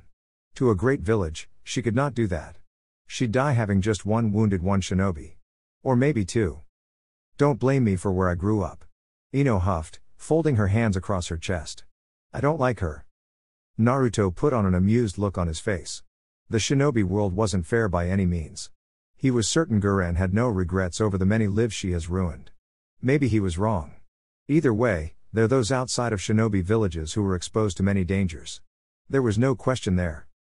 It is good that you have had a change of career. Without your teammates, there is nothing you can do. Not unless you are facing a Jinan. I don't want to be unkind, but that is the truth. You lack physical strength, and even at this stage, Sakura had more tricks up her sleeve than you currently, and she was pathetic. Teams give you a safety net. In that, you'll always have someone to watch your back, but there will be moments you'll be alone. You need to cater for that, Naruto sighed, shaking his head. I'm offended. As you should be. You have no plan when you attack. I learned something valuable when training with Guy. He said, in taijutsu, you must always fight at least 5 steps ahead. That means when you throw a punch, your next steps must on standby. By that I mean, when you throw a punch, predict how your opponent is going to react. Naruto explained in a light tone. I'll see you, Guren. Let's go for a lunch. Ino turned to Guren, stuck out her tongue, and then turned to Naruto. That was rather childish. Ino shrugged. I don't like her, she said, eyeing him at the corner of her eyes. What is she to you? You're not fooling around with her, are you? Now, what makes you think that? You're not exactly the kind of person who keeps his hands to himself. Though not as beautiful as me, she is a woman. Jealousy can be an unpleasant demon, Ino. I have dealt with that demon before. Do you know how I hated the fact that Sakura was closer to Sasuke than I was? They were teammates, and she got to spend days with him while I couldn't get him to look at me. Fangirls. Ino smiled, a little sadly. It comes with being a child. And acting like you have been hypnotized. You're not allowed to add anything, Ino said, nudging him over his shoulder. I was a little hopeless then. But at least I have grown. Evidently, Naruto looked ahead. Where are we going to eat? Is it even right to go like this after training? Some things never change, Naruto sighed. What do you want to eat? Last time I said ramen, you grumbled saying I didn't know how to treat a girl. I was wrong, Ino admitted. You just like ramen that much. Whenever hunger comes, the first thought at ramen. It isn't like I eat it every day. We can go there. Oh my, Ino. You're becoming attractive, much more. Ino glanced at the hand coming toward her. She slapped it. Keep your hands to yourself.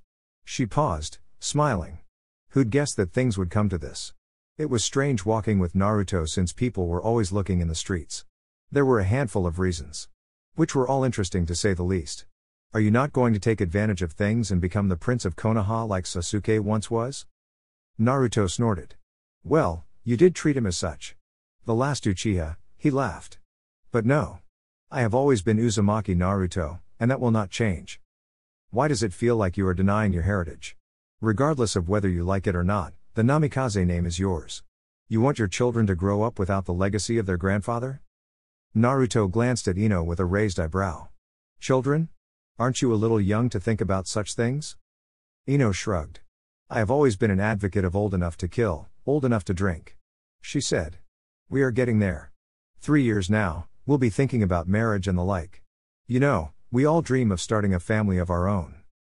In your case, isn't it just about getting the man of your dreams? The perfect gentleman? Ino smiled. There is no such. Perfect doesn't exist in this world. Do you think about that kind of future? You know, getting married and all? Naruto looked up into the clear skies. Did he? No. He never gave it a thought because his immediate future didn't revolve around that. There were things he needed to do, and starting a family would only get in the way. Perhaps it was the same with all shinobi who don't have families. But to do that, one didn't need to settle down. I guess I would want my children to carry both names. Naruto suddenly said in thought.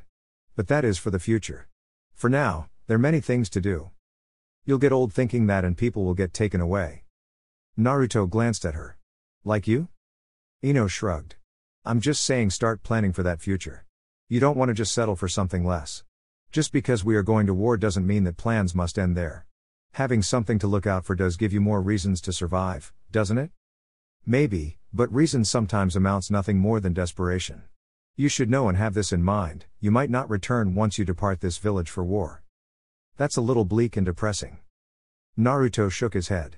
When you go confident that you will survive, and when you know that you might not die. It is different sets of minds. When you think anything can happen, you're always cautious, on guard for anything that guards your life. You won't have the arrogance but will be safe. Ino looked at him, a thoughtful look across her face. I hope we both survive. If I had a choice, I wouldn't choose to go, she said in a quiet tone. I've seen some memories about war that make it an unpleasant thing to think about. But you must go, because you are a kunoichi of the Hidden Leaves. The top of the Hokage Tower had Jonin camped. Their combined presence a lethal dose that would frighten any shinobi. These were the best that Leaf had to offer. A sight to behold. Naruto could understand why the Leaf was the strongest. In other villages, you could point just one of the strongest in the village.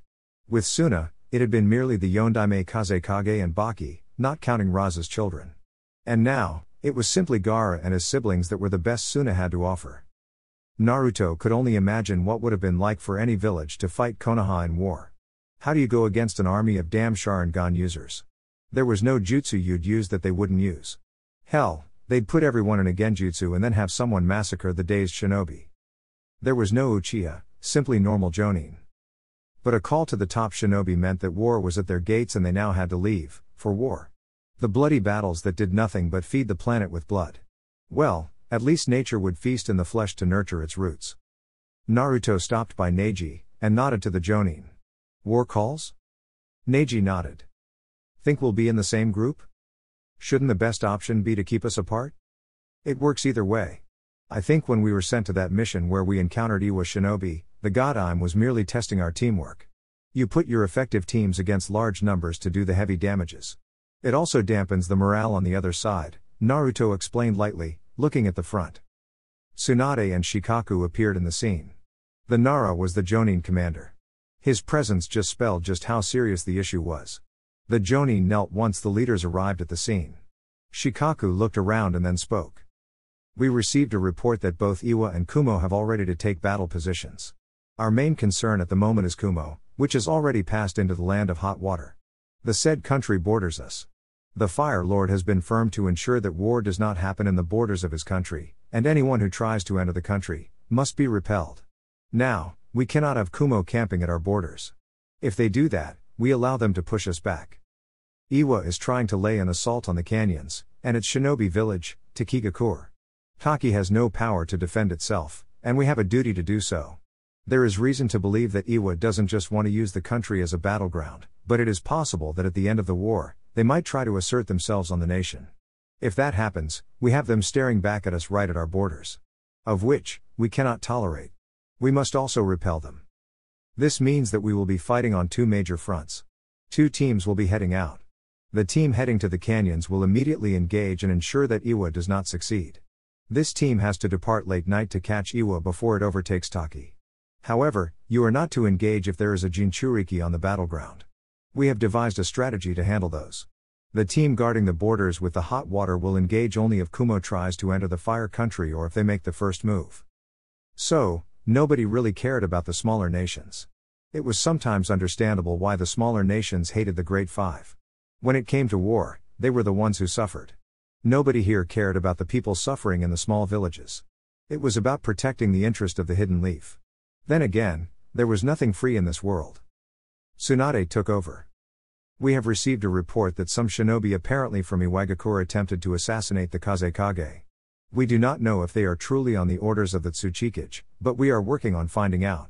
In any case, Suna will be camped out across its borders and ready to enter the war if there is a need. I have also spoken with Kiri, their Jinchuriki and 500 shinobi will be ready to assist us in battle, Tsunade stated in a firm tone. You are going out there to fight for this village. For our future. The future of everyone within. We cannot lose. We must win. Do your best out there to complete your assignments. But make sure that you do not leave your colleagues behind. We must never discard fellow Leaf shinobi. If your teammate is wounded, carry them to safety. You have the best medic in the shinobi world. We will heal them. How you will be divided, you will be informed tomorrow morning before you set out. Dismissed. Naruto stayed behind. Once everyone was gone, he moved closer to both Shikaku and Tsunade. The Godheim had a rather firm look about her. He mirrored this perfectly. I have told Shikaku your secret because we are going to use that power in the war. And it won't become a secret once you start using it. Jiraiya is next, but it is preferable that you tell him yourself. Naruto had not planned on actually using the Sanbi in the war by actually transforming, but since Tsunade was saying so, there was no avoiding it. It wasn't that big of a problem anyway. He was going to disappear afterwards. I will tell him before the day ends. He is still around, yes? Yes, he will only leave tonight. Tsunade glanced at Shikaku, who cleared his throat before speaking. How many clones can you create without getting exhausted? I have never been exhausted by creating clones. Shikaku shook his head. It was just ridiculous. It was not even advised for anyone with a rank of lower than Jonin to use the jutsu. Even some Jonin couldn't even create more than 2 Kage Bunshine and remain perfectly fine. The gap was in chakra reserves was really envious. But he was thankful someone like this was on their side. When you were still a child, you could create over 1,000. Not even a Jonin could create that much without suffering the side effects of the pull-out of chakra. I can still create thousands and give them enough chakra without a problem. Naruto stared at Shikaku. Are you planning on making me a one-man army? Well, if your clones can use Sage Mode, they would be a match for any Jonin. Do they also have access to the power of the Baijuas within you? Naruto smiled. Shikaku was truly dangerous opponent. Yes. I am after all, linked to all my clones. Good. We will need about a 100, we need them to spread the battlefields to take care of the wounded and handle some more suicidal missions. I can also have them use a transformation jutsu. It is quite effective in the sense that it is not an illusion but a real transformation that can't be seen through. Just say for example, you have 1,000 of them, passing through the rain, rushing toward Iwa and Iwa gets a wind of this. What do? They no doubt have to rush over there to try to defend. That is something we can work on. Tsunade-sama will give you more details tomorrow once we are done discussing things. Of course. Naruto disappeared along gusts of wind. Shikaku turned to face the god I'm Hokage. He may well truly our biggest asset in the war. But this means he is nothing more than a weapon. Are you okay with that? It is reasonable to assume that Minato only sealed the Kyuubi within Naruto using this specific seal because he foresaw that the power would be needed in the future. There was even a key created, just in case Naruto had to learn how to use the power. That is the wish of the Yondaime Hokage, and Naruto himself doesn't have an issue with it. We can only hope that he survives with his mental health intact. Walking within the dark corridors of the Root hideout, Naruto felt like he carried something rather dark inside of him.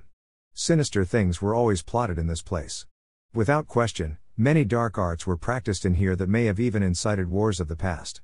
Even now, he wouldn't be surprised if Danzo had already fanned the flames of war to suit his agenda. The man was almost fanatic about his love for Konoha. Perhaps saying almost was an understatement. Regardless, Danzo's love for Konoha was obsessive and a little self-serving. The selfishness within his ideals could not be discarded.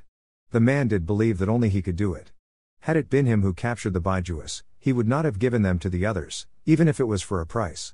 He'd have kept them for himself and kept the other villages under his whims, for control measures. Suna wouldn't even have its freedom. It would have been turned into a colony of the leaf. That was Danzo's world. You were either under him or against him. There was no middle ground with him. Such connections were temporary and could be burnt at any second. He stopped at a large room. Sasuke was busy training. The Uchiha seemed to be busy at work. Training hard so that he could be ready for his bout with Itachi. It was almost sad, but what could anyone do about it? When the Uchiha noticed him, he stopped and then turned to face him. Have you come to face me? Naruto held up both his hands. I think I will avoid it. You don't like competition. Once we got into a battle after you got jealous that I had managed to defeat Gaara while you could not. We had to end up being separated because someone is a jealous idiot, he said, in a casual tone, eyes fully fixed on Sasuke. Sasuke glared, just remembering that moment. He'd thought he had improved greatly but Naruto had done better. He was an idiot, and yet he managed to challenge him. It had been a constant thing. No matter what he did, Naruto would always find a way to better him. If you don't want to fight, just state so. Of course, it might be that you were afraid. You'd always been a chicken. That moment he had frozen and nearly shit his pants when they came to face with those brothers. Naruto laughed thinking about it. Well, it was much better than you shitting yourself while even thinking about killing yourself in the face of Orochimaru. That was honestly pathetic, Sasuke. The mighty Uchiha, prideful, was thinking of slitting his own throat, because of a little killing intent. Was Naruto trying to piss him off? But admittedly, that had not been his finest moment. It was humiliating to even think about it. Still, how does it feel? You departed this village partly because of my growth to go and train under Orochimaru. And yet, here you are. I nearly killed your master by the way. The Sharingan murderously glare at him. Naruto could sense a bit of killing intent. You must grow, you little prince of Konoha, Naruto said in a harsh tone. Nobody will give you free things because you are the last Uchiha. Maybe if you hadn't been a hateful prick, you could have gone into training with me and would have returned much stronger. He paused, amused that Sasuke was just an inch away from lunging at him. I have a message from Itachi. Where did you meet him? Was he here in this village? Yes. Maybe. I can never really tell. It is always genjutsu with him. Naruto shrugged. But he said he will come to you one day. To face you. I think since he is nearly blind because of overuse of the Mangekyo Sharingan, he wants your eyes to attain the eternal Mangekyo Sharingan. How do you know about that? Naruto smiled. I have my ways, he said. Prepare. You don't want to end up losing to a blind man. That said, he turned away from the Uchiha, walking away. I can see that you have your guard up. I'm not too much of a coward that I'd stab you in the back like that. Well, you really can't fully trust people who have spent too much time in a nest of snakes. But it is good that you have not become one. Does Danzo even know about this? Well, he can find out. But I won't bother informing him. Naruto left the room, appearing into the dark passage. He found Danzo waiting for him along with his two guards. A rather sharp look on his face. Ah right, each time Sai brought him here it was always a secret, but this time, he had come on his own. He smiled. Danzo, he greeted. I was just delivering a message to Sasuke from Itachi. You're in contact with Itachi? Yes. He seems to be very familiar with you and how you work. Of course, he is never forthcoming about the details of the relationship. Naruto paused, staring, but then shrugging nonchalantly. Well, I should go away. I must meet someone else because tomorrow, I head out into battle. How did you find the entrance to this place? How did you not even set up alarms? My stealth techniques have improved. And the Hokage may have told me. In hindsight, you should have known that she'd tell me. He paused, blinking. Ah, I forget, she doesn't fully grasp our relationship but she does know. Why are we meeting here? Jiraiya asked as he stepped into the empty Uzumaki mask temple. Naruto was sitting on the wooden floor in a meditative posture. You are on your way out of the village, are you not? I have some digging to do on the other members of the Akatsuki. I have been informed about their strange movements. I want to be able to handle them if possible. I'm confident that if they are just S-rank shinobi, I should be able to handle them even if I am alone, Jiraiya said confidently. Well, your brutal defeat in the hands of the god of Ame must have taught you some valuable lessons. Naruto stared into the empty space and then added. I will no doubt learn many things myself, in this war. I think you are just adding it there to hurt my pride that I actually lost. Maybe, but I don't want you to forget that had it not been for the toads, you would have been killed. You must know that you are not invincible. Fear death, sensei. I know how to be careful. I should be telling you that. The Sannin paused, looking around the place. What happened to the masks? Took them. Property of my clan. At least, the only valuable thing I know about my mother.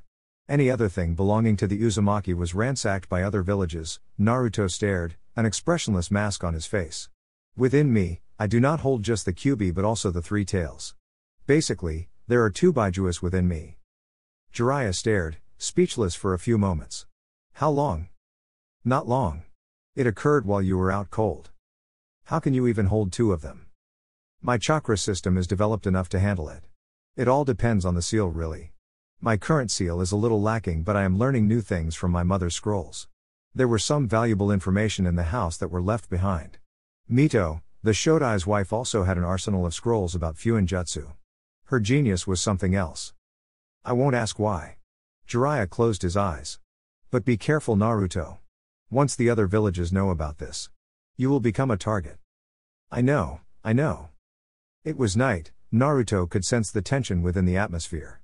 News of the war had already spread across the village. But for civilians, there wasn't much worry. They'd be probably seeing them off tomorrow, wishing them luck, but they would continue to live, being guarded by the Anbu while they fought a war that didn't even make sense.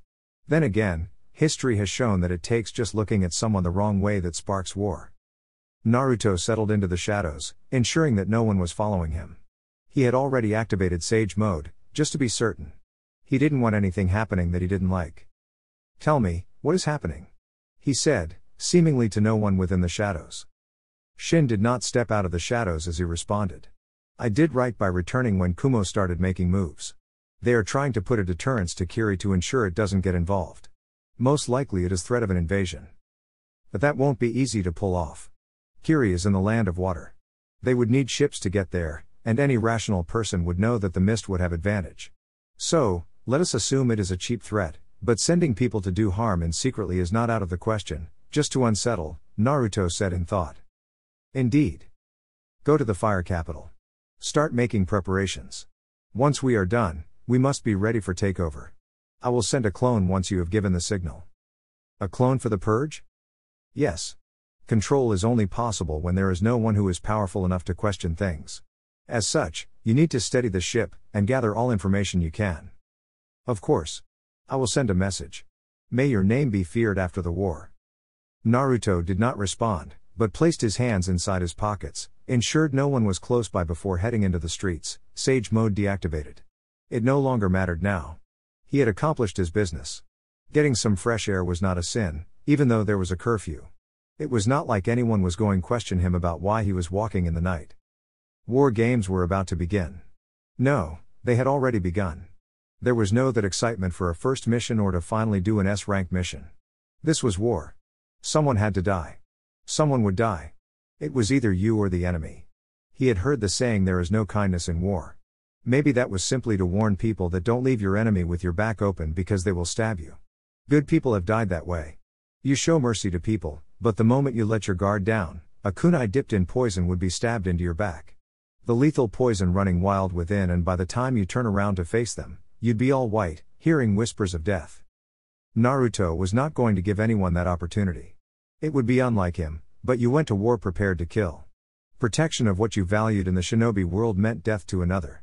After all, it was other shinobi who primarily threatened you. You ready for this? Tsunade asked with concern. Naruto nodded. He would not say a mother. But even though he has seen her naked, she still does try to mother him. He smiled. Having people who cared for you was not bad.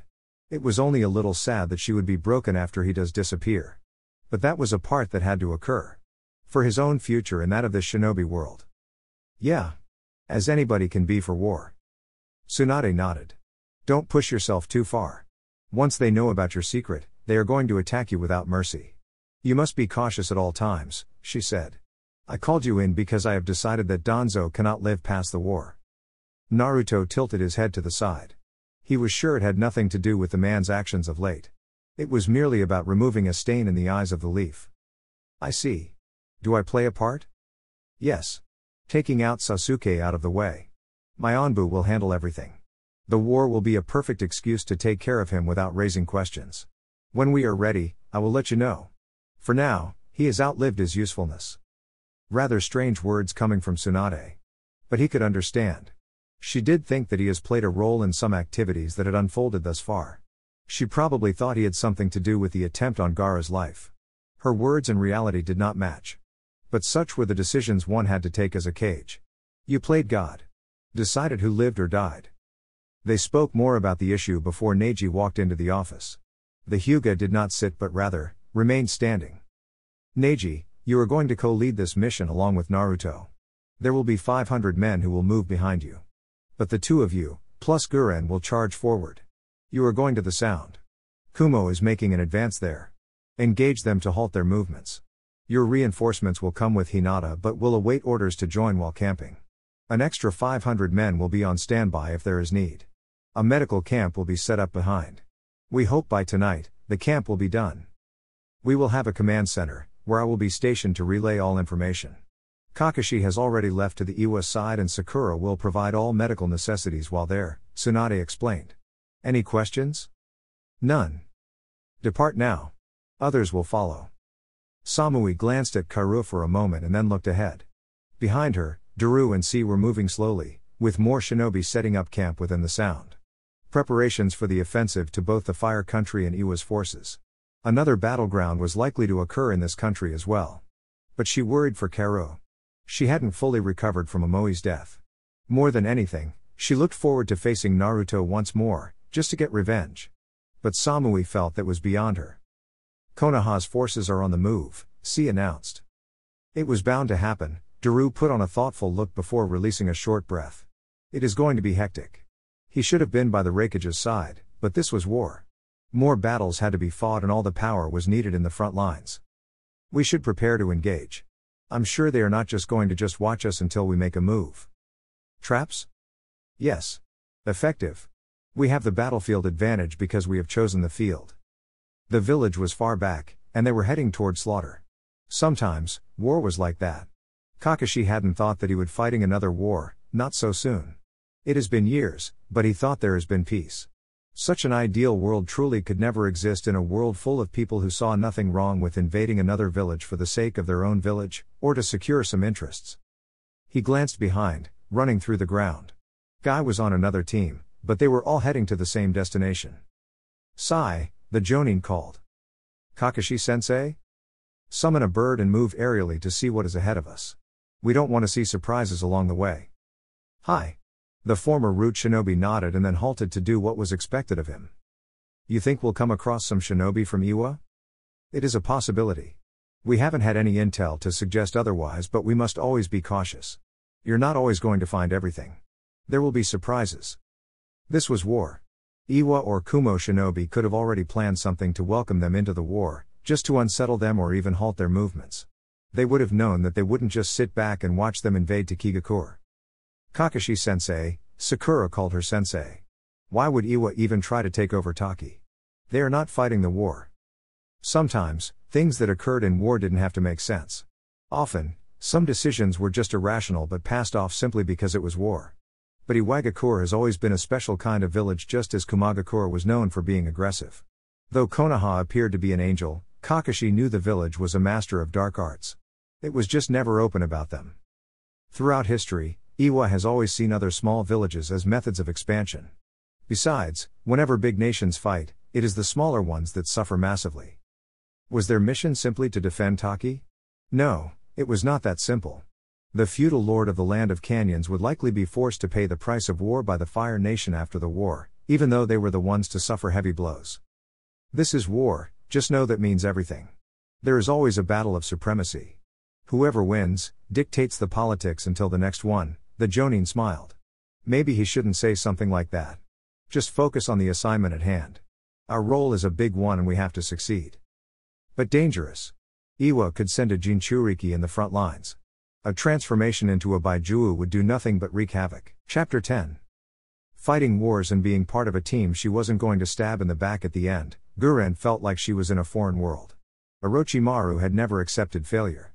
She'd take teams with her and if things were going south, she'd slaughter them all and blame them for the failure. Sometimes she'd just do it because they were no longer useful. He'd never kept anything he no longer found useful. She hadn't even imagined that one day, she too would be discarded when he found someone he considered worthy of being his host. She smiled. She had honestly been mad in love with Orochimaru to even happily consider giving away her life and body. But things were different now. She wore a headband, ready to fight with people who would watch her back. She honestly couldn't trust them to do so, but she had been told that would happen. Maybe she could trust Naruto a little, but the Hyuga didn't hide his suspicion. Let's take a break, she heard the Hyuga say. They'd been hopping through trees, on their way to their destination with war. Halting, Guren faced the Hyuga. A bit of sweat on his forehead. She turned to Naruto, he looked unbothered. Then again, he had the same stamina levels as that of a wild animal. He didn't seem to tire. Your chakra levels are low and so is your stamina, Guren said, settling on the branch of a tree. Why are you even sent on this with us? Neji jumped from the trees and sat down, his back pressed against a tree. He took out a bottle of water from his bag and drank a little before shoving it back in. Obviously, Naruto and Guren provided a firepower that would be destabilizing to any force. They could fight both long and short distances. He had another mission, and mainly because of his eyes and their vision of the battlefield. But it didn't mask that he would have to sit out if these two ever decided to go all out. He'd only be in the way of things. Coordination and support, Naruto said. We'd be free to do as we please while you watch our backs. With the Byakugan, you're better suited to sit back and dish out instructions. Naruto did think there was another reason for this team. He and Neji would have been fine and Guren could have been sent to another team. But the fact was that she wasn't trusted meant that Tsunade could only throw her into this team. In case anything happens, they'd be more than prepared to handle it. He was a sensory type and Neji had a clear vision. She could not successfully escape. At least he thought those were the thoughts of the Slug Princess. We will probably engage Kumo Shinobi tomorrow or tonight. But given our abilities, we are suited for a battle at any time of the day, Neji said, ignoring what Naruto and Guren were saying. The night is for resting. Let us avoid night battles. Doesn't mean that enemy won't raid us while we snore, Guren said her in a flat tone. If you're lax, that will happen. This is war, they will do anything to win. But it is just the three of us. If there is anyone who is going to be raiding camps, it will be us, he paused. But don't assume that the enemy doesn't have sensory types of shinobi. Works both ways. Indeed. Regardless. Neji cut in a stern tone. We need to decide how we engage them since we can come across them at any moment. It is better to be prepared before anything happens. You're the team leader. There was a hint of mild sarcasm in Guren's tone. You'll be taking the offensive first. You are the one with more chakra than anyone else. We can't engage all at once unless there is a need. We will reserve our strength while you fight, Neji stated. I'll also be hiding in a safe location and will be observing, giving signals. Fine by me. I don't like having to watch. This is no time for what you like to do or not. We are at war and reckless actions can lead to failure and our deaths. You just sound like Kabuto and that annoys me. Guren stared. She'd never gotten along with that man. She was really happy he was dead. But it was rather sad for Orochimaru to have lost his closest assets. Are we going to have issues with you taking orders? No, Guren shook her head. I'll follow your lead.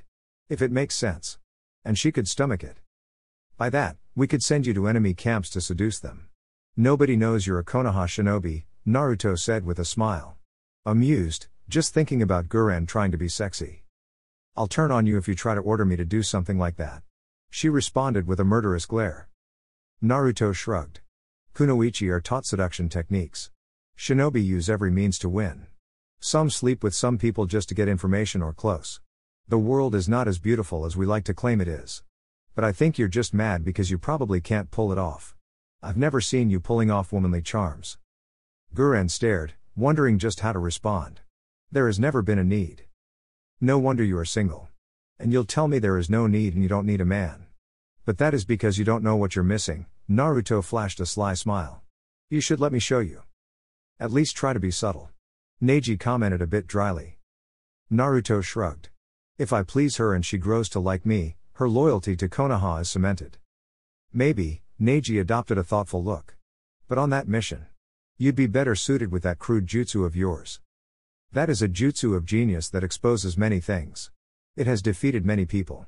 It must just not be used on whims or it loses its appeal, Naruto answered in a serious tone. I have no problem in engaging first. But Guren must be on standby when needed. I want to be careful with my chakra usage. Accepted. 5 more minutes and we continue. It was good that they was Sai in their team. Scouting teams were a problem as they alerted the enemy of locations. But it was also a problem, Iwa was expecting to see their scouts back. When a scout didn't return, you automatically assumed they were caught and date. There was minimal time on waiting for scouts.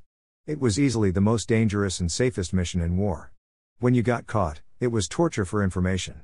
Shinobi lines were merciless, especially in war. Good work, Sai. The Jonin said, turning his attention on the 2 bound Iwa shinobi. Sai had spotted them while flying above to scout. Whether they had noticed them before or not was something they'd have to ask to know. What are we going to do with them? Ask them questions, of course. You need to watch just in case they try something, he said to Sakura.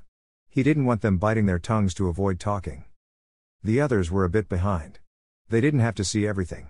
He was just going to ask questions and then decide what to do with them. Asking nicely would get him spat on. Torture was not his cup of tea. Sai had suggested it at first, saying he had been taught bother torture methods and ways to withstand torture.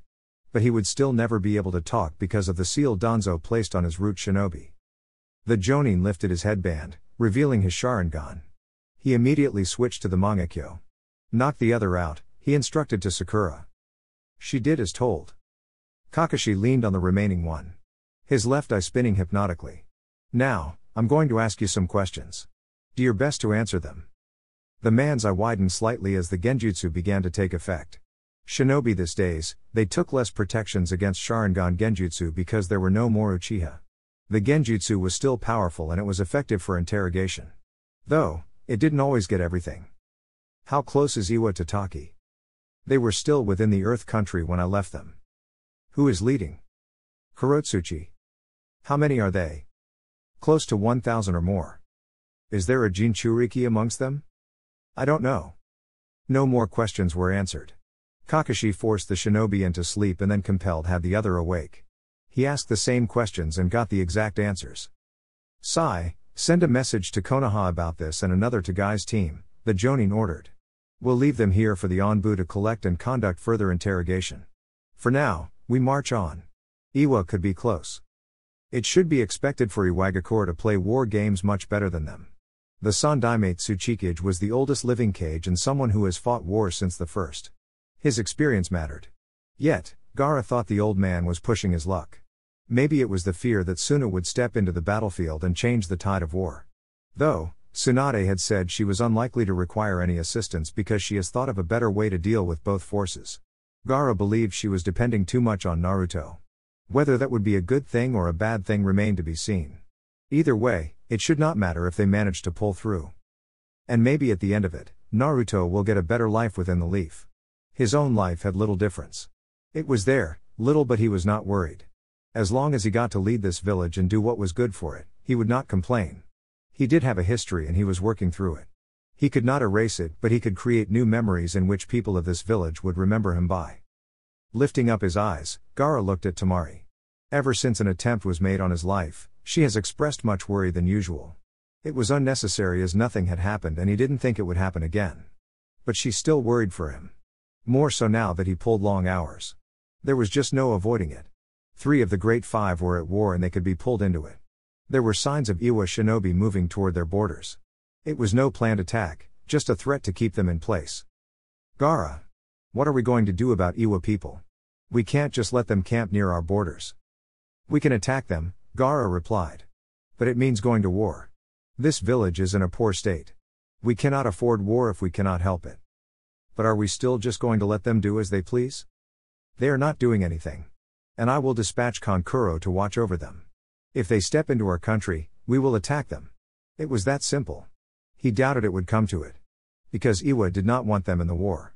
That was the reason for those forces in the first place. It is merely a threat that if we march through the river to aid Konoha, they will attack our village. That's just dirty. Villages were usually safe from attacks. No one did the bloody thing of attacking villages while many were at war. However, no Kage actually left his or her village without sufficient defense just in case someone tries a sneak attack. It is war. Why do you think the great nations always use other lands for their wars? It is because they don't want anyone getting close to their villages. They actually try to push the other to their homes while the other defends territory. If you get into our home, it is over. You hold the village hostage and force us into surrender. Gaara shook his head. So how will we move if Konoha requests our support? After everything, we are forced to help them. Indeed. Suna had after all invaded Konoha and then failed miserably to achieve its objective. Konoha had been lenient. And that was mainly due to Tsunade. We will just have to move through Iwa shinobi. Or however we like. Nobody dares attack Suna with an army. We would bury them alive in the desert. I think that Tsuchikage is aware of this. After all, his power was controlling sand. Anyone who dared enter the desert where the sand was at large was just suicidal. This has perhaps worked in the favor of the village, which was why it had managed to remain standing even though being the weakest of the Great Five. Are you also going to go out? Of course. Then I will be by your side. It was nice to be loved, wasn't it? Why had it taken him this long and an unthinkable defeat in the hands of Naruto to even see it? Naruto hoped they didn't come across Orochimaru during this trip to the Sound. He had no desire to face the Sannin, knowing he would be up to no good. Arrogant, yes. But still a dangerous foe that Naruto would have to deal with, soon enough. If everything else moved accordingly, then at the end of the war, things would be well. Perhaps even Neji was put on them to be able to put an eye on him as well, not just Guren. Naruto was certain Tsunade didn't have any trust issues with him. After all, he has worked hard to ensure there was that relationship of trust between them. He shook his head. Did it really matter now? What was important for him was to continue doing what he did best. Because, this was war. A defining moment that would pave way for his future goals. I wonder how the shinobi world will react to my ideals. Does it matter what they think? Inwardly, Naruto smiled. Other thoughts were irrelevant. He would impose as the great nations have also imposed on others as well. No. But it may bring more chaos. You will be prepared to deal with it. But if you are having second thoughts, you can be a good loyal shinobi to the leaf. Maybe after this war, they will treat you like a hero. A childish part of him would love to see it. It had been his dream to be recognized. But did he have to fight so hard just for other people to recognize that he was alive and not just a container but a person who had feelings and desires like everyone else?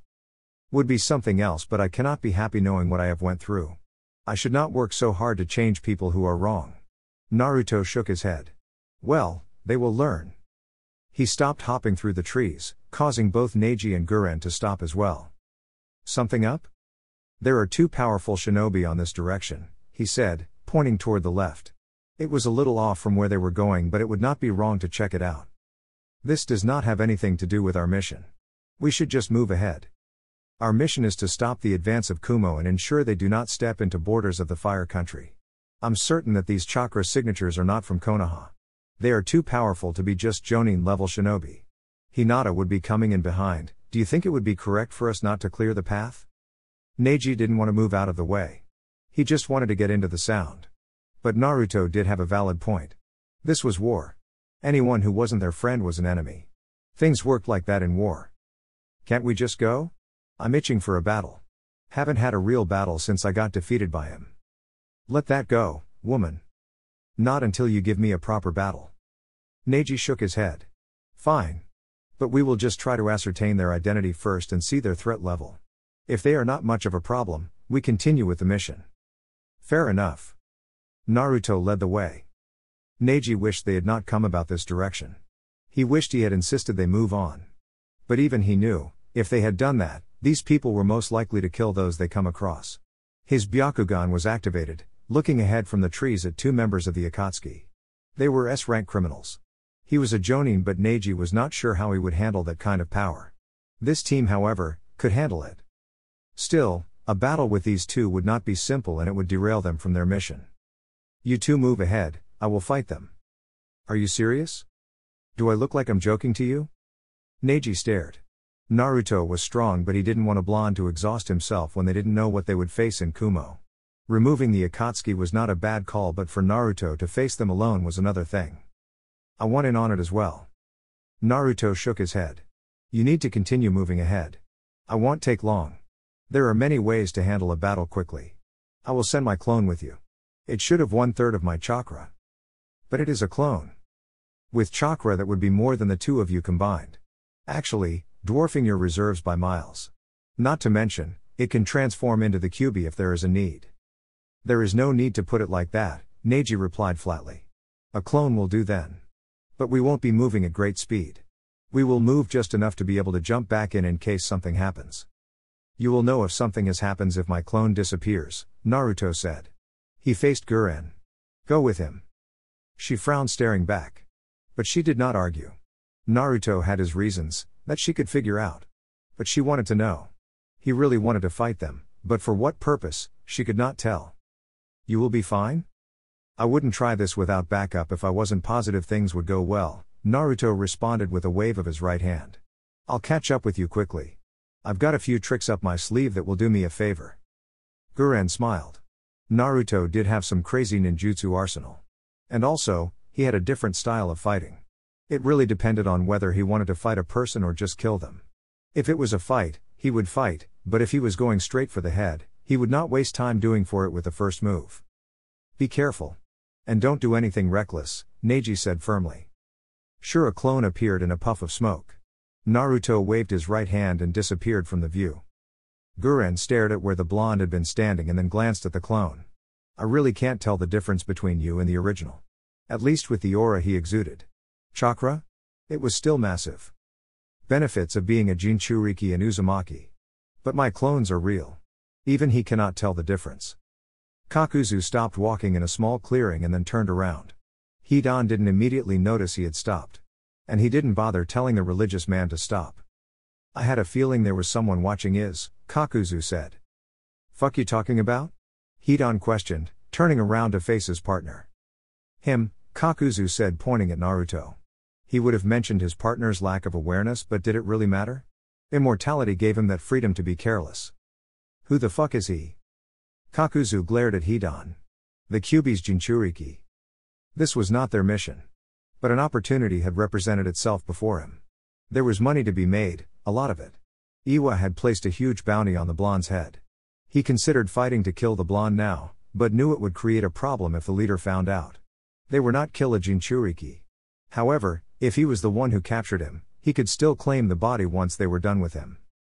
Aren't we going for the two tails? We are. But there is nothing wrong with this. There is a large bounty on his head. Greedy bastard. If you are getting him, I'm fighting the Nibi bitch. So, the Akatsuki was on the move. And they were hunting Jinchuriki. He would have to send a message to Tsunade for her to relay the warning to everyone. At least Konoha Shinobi and Tasuna. He didn't care if the others were to face the criminals and have their Baijuu taken. It would be less of a problem to the Leaf. But what about the damn timing of it all? This was war. Jinchuriki were out in the open and they could not be hidden. They could also take advantage when they have worn themselves out from battles. But Naruto couldn't let them leave. He wanted their bounty. It was a lot of money that he didn't have and needed. He smiled, perhaps Kakuzu was not the only greedy bastard. He'd be openly cautious if Itachi hadn't told him some important details about members of the Akatsuki. Here, he knew what to expect from his opponents. I don't necessarily have an issue if both of you come at me at once, Naruto said, slowly moving toward the two, hands held out. After all, at the end of the day, I'm going to claim the bounties on your heads. Hidan laughed. Another bounty hunter. He stared at Kakuzu. I should just watch you get hunted. It would be funny if someone does to you what you do to others. Shut up, Kakuzu snapped. The hunter being hunted? That was amusing. But he did not laugh. Stand back, I will handle this. Just be quick, Hidan said, walking back a bit. Naruto did not wait for the two to finish speaking. He started darting toward Kakuzu. The man readied for him, taking a stance. When he arrived inches away from him, the man attacked first, stretching his right hand toward his face, a head-on collision with the fist. Naruto twisted clockwise, lifting his right hand. The fist went past him, and he slapped the hand around the elbow with his palm. Kakuzu lifted his knees seeing him closer, but Naruto saw this coming, and channeled chakra into his knees. He slapped his right open palm on the man's knee, before pushing back a bit as he jumped up into the air. Once up, he flipped upside down, going in behind the man. Kakuzu reacted quickly without even looking back. The man raised his left foot, trying to kick him with a kickback. Naruto crossed his hands just around his chest, and the foot slammed onto his defense, sending him flying backwards. He flipped several times and then landed gracefully. You hit hard. He commented, looking at his wrists. He probably would not have felt anything if he was using Senjutsu. He then held out his right hand. A small ball wrapped in paper appeared in a puff of smoke. He glanced at Hidan and then threw the ball. Hidan saw this and waved his scythe to try to bat the ball away from him. But the second the ball touched the blade of his scythe, it exploded. Boom! Huge crimson flames erupted with so much violence that Hidan was blasted a distance away while the flames formed into a huge dome. TSK. Naruto frowned, turning to Kakuzu. I didn't count the shockwave to do that, he said, lifting his right hand up in the air. While holding a single hand seal with his left hand. Why do you think I slapped your knee and arm, Kakuzu?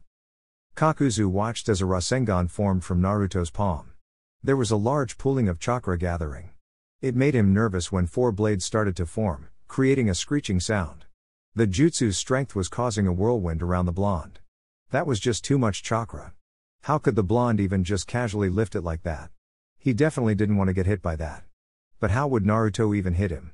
He was not going to throw that massive chakra around, was he? Focusing on the question Naruto asked, he glanced at his hand, where Naruto had touched. He saw a writing, explode. Ah, yes. They are not exactly explosive tags. Fuinjutsu at its core is sealing things into something. He glanced up. This was just too much.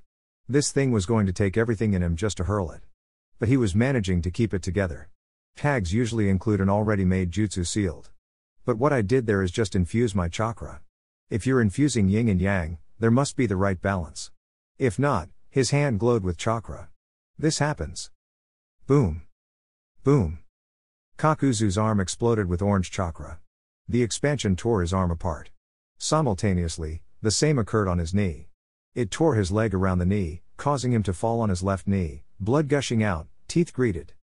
Kyuubi. A bit of your chakra. Not sure I can handle this without being in Senjutsu. Kakuzu watched as Naruto took several steps toward him. At least, he didn't seem like he could throw the jutsu and needed to get closer. Perhaps that was the reason of disabling him like this. But he was not about to just sit and watch the blonde attack him. Before he could release his threads and mask, Naruto suddenly hurled the massive jutsu toward him. Within the blink of an eye, it was upon him. Boom! The jutsu exploded violently, expanding. It picked up massive gusts that slammed into Naruto, sending him flying backward slightly. It created a massive dome of thousands of tiny wind blades. When it finally dispersed, there was a huge crater on the ground, with Kakuzu lying at the center, unmoving. Glad that didn't shred him, but damn it. That took. He quickly jumped into the air, avoiding Hidan's scythe. He landed a distance away as Hidan pulled back his scythe. Naruto settled in a meditative posture, sweat on his forehead. Mini Giant Rasen Shuriken had been a bit of an overkill. And he had already given too much chakra to the clone because he knew there was danger on the other side, if it decided to move quickly. If intel was correct, Hidan was barbaric with no recognized fighting style. Immortal, eh? He really wanted to test that, but not now. On the other side of the road, he had Kumo Shinobi to face and it could be a huge battle. He had sensed that Kumo's other Jinchuriki was also just behind the others. But how did he go out this? Fuck you sitting there for? I'm catching my breath and deciding on how to fight you, Naruto said standing up. Hidan hurled his scythe toward him once more. It was disappointing seeing the scythe charge toward him head on. Everything was just straightforward. Just like him when he was younger. No wonder he got beatings but still survived because of endurance and insane chakra levels. Naruto summoned a long blade from his storage and jumped up slightly just at the right moment. He stabbed his sword through one of the blades of the scythe, hooking it before the blade pierced through the ground. He then quickly landed on the scythe, while picking the sword. He channeled wind chakra through the sword and then hurled it straight toward Hidan who was trying to pull his scythe. The sword stabbed through his chest, remaining there. The man only shouted cusses at him for making him feel pain. Naruto was a bit surprised. He still didn't bother to remove it as he forcefully pulled his scythe. Naruto was forced to jump away from it and Hidan pulled it away. I suppose the only thing that makes your rank worth it is your special ability and your immortality. Even a Genin with enough experience and the tools could surely deal with you. I just have to chop both your legs, hands and head off and then you'll stop moving, no? Can you even do it? Hidan was already lunging at him. Tsunade was ready to leave the village, but she really could not depart and leave Danzo around with a peace of mind. There was no telling what he would do without anyone to rain on him. She did have a mission to get rid of him, but she couldn't do it with him wandering around the village, spreading poison. She couldn't take him with her. Breathing in heavily, she stared at the papers in front of her. Shikaku had already departed and she would be joining him. There were just steps needed to take to ensure that nothing happened while she was away. When the War Hawk appeared in her office, she immediately gave him a cold stare. Daringly, he returned the stare. And then beat her to the first words. Why are you not at war, princess? The other Kijis are already leading and commanding their shinobi. Certainly, it would be a disaster for her to remain in the comfort of her village while her shinobi fought under her orders. I'm leaving. Just tying up some loose ends. Danzo nodded. Why did you want to see me? How ready is Sasuke? Not quite. But he will be ready for battle when called upon. Good. I will summon for him when he is needed. Naruto will be wreaking havoc in the battlefield but Sasuke can still be useful with the Sharingan. For that, they both had an agreement. I'm working on plans to ensure he gains the Mangekyo Sharingan. It should unlock more power and make him a valuable asset for the village. Tsunade was not even going to ask how he planned on doing that. She didn't want to know. As long as it happened. And his loyalties? You need not worry about it. Good. That is all I wanted from you. Danzo did not leave. Why have you not forced Suna into battle? They should be fighting on our side and you should not have returned that Jinchuriki back to Kiri. We have use for that power considering that the enemy has 4 of them. Naive? Maybe. There was not much difference between Tsunade and the Sandaime. At least Minato was a little effective. But these two were too nice. Suna shouldn't have been given freedom. It should have been forced to work for Konoha and in such cases, a few sacrificial lambs were needed. Tsunade held her hands together, giving the man a hardened stare. She did not respond immediately as Shizune arrived at the office. You don't question my decisions, Danzo. Now, beat it. And have Sasuke ready for when I need him. The man stared for a moment but decided to leave. She had a temper. He didn't want to stir it at this moment. Once he was gone, Tsunade turned to Shizune. What did Hyashi say? Okay with it. Good. She stood up. I'll be leaving in an hour. Get everything ready. I can't afford to be here. When things heat up, I must already be at the battlefield. Of course. Doton, Doryuso. Kurotsuchi slammed her right hand on the ground, causing earth spikes to protrude from the ground. The shinobi ahead of her quickly jumped into the air and away to avoid being pierced by the spikes. A shinobi flashed above her, and crash-landed. She immediately ducked under, crouching to avoid a fast kicking coming in from behind. The kick weaved above her as she twisted around to face the Konoha shinobi. Her right leg swept through the ground, she hooked the leg on the ground. Her movement caused him to fall backward. In a swift movement, she jumped up, landing on the man's chest before stabbing a kunai through his throat. Kaden, Great Fireball no Jutsu. Damn Konoha shinobi and their jutsu. They were perhaps the most versatile shinobi in terms of the usage of ninjutsu. When it came to Earth shinobi, their primary weapon was Doton. But Konoha had a range of users in different abilities. It wasn't to say this wasn't the case with Iwa, but Konoha did it best. That much she was willing to admit. Without even looking at the large ball of flames coming from behind, Kurotsuchi did hand seals, slamming her hands on the ground once more. Doton, Mud Wall. A wall of mud protruded from the ground just in time to stand in the path of the intense flames. The jutsu collided with her wall, shattering the upper parts and threatening to break her wall. She glanced up, sensing something.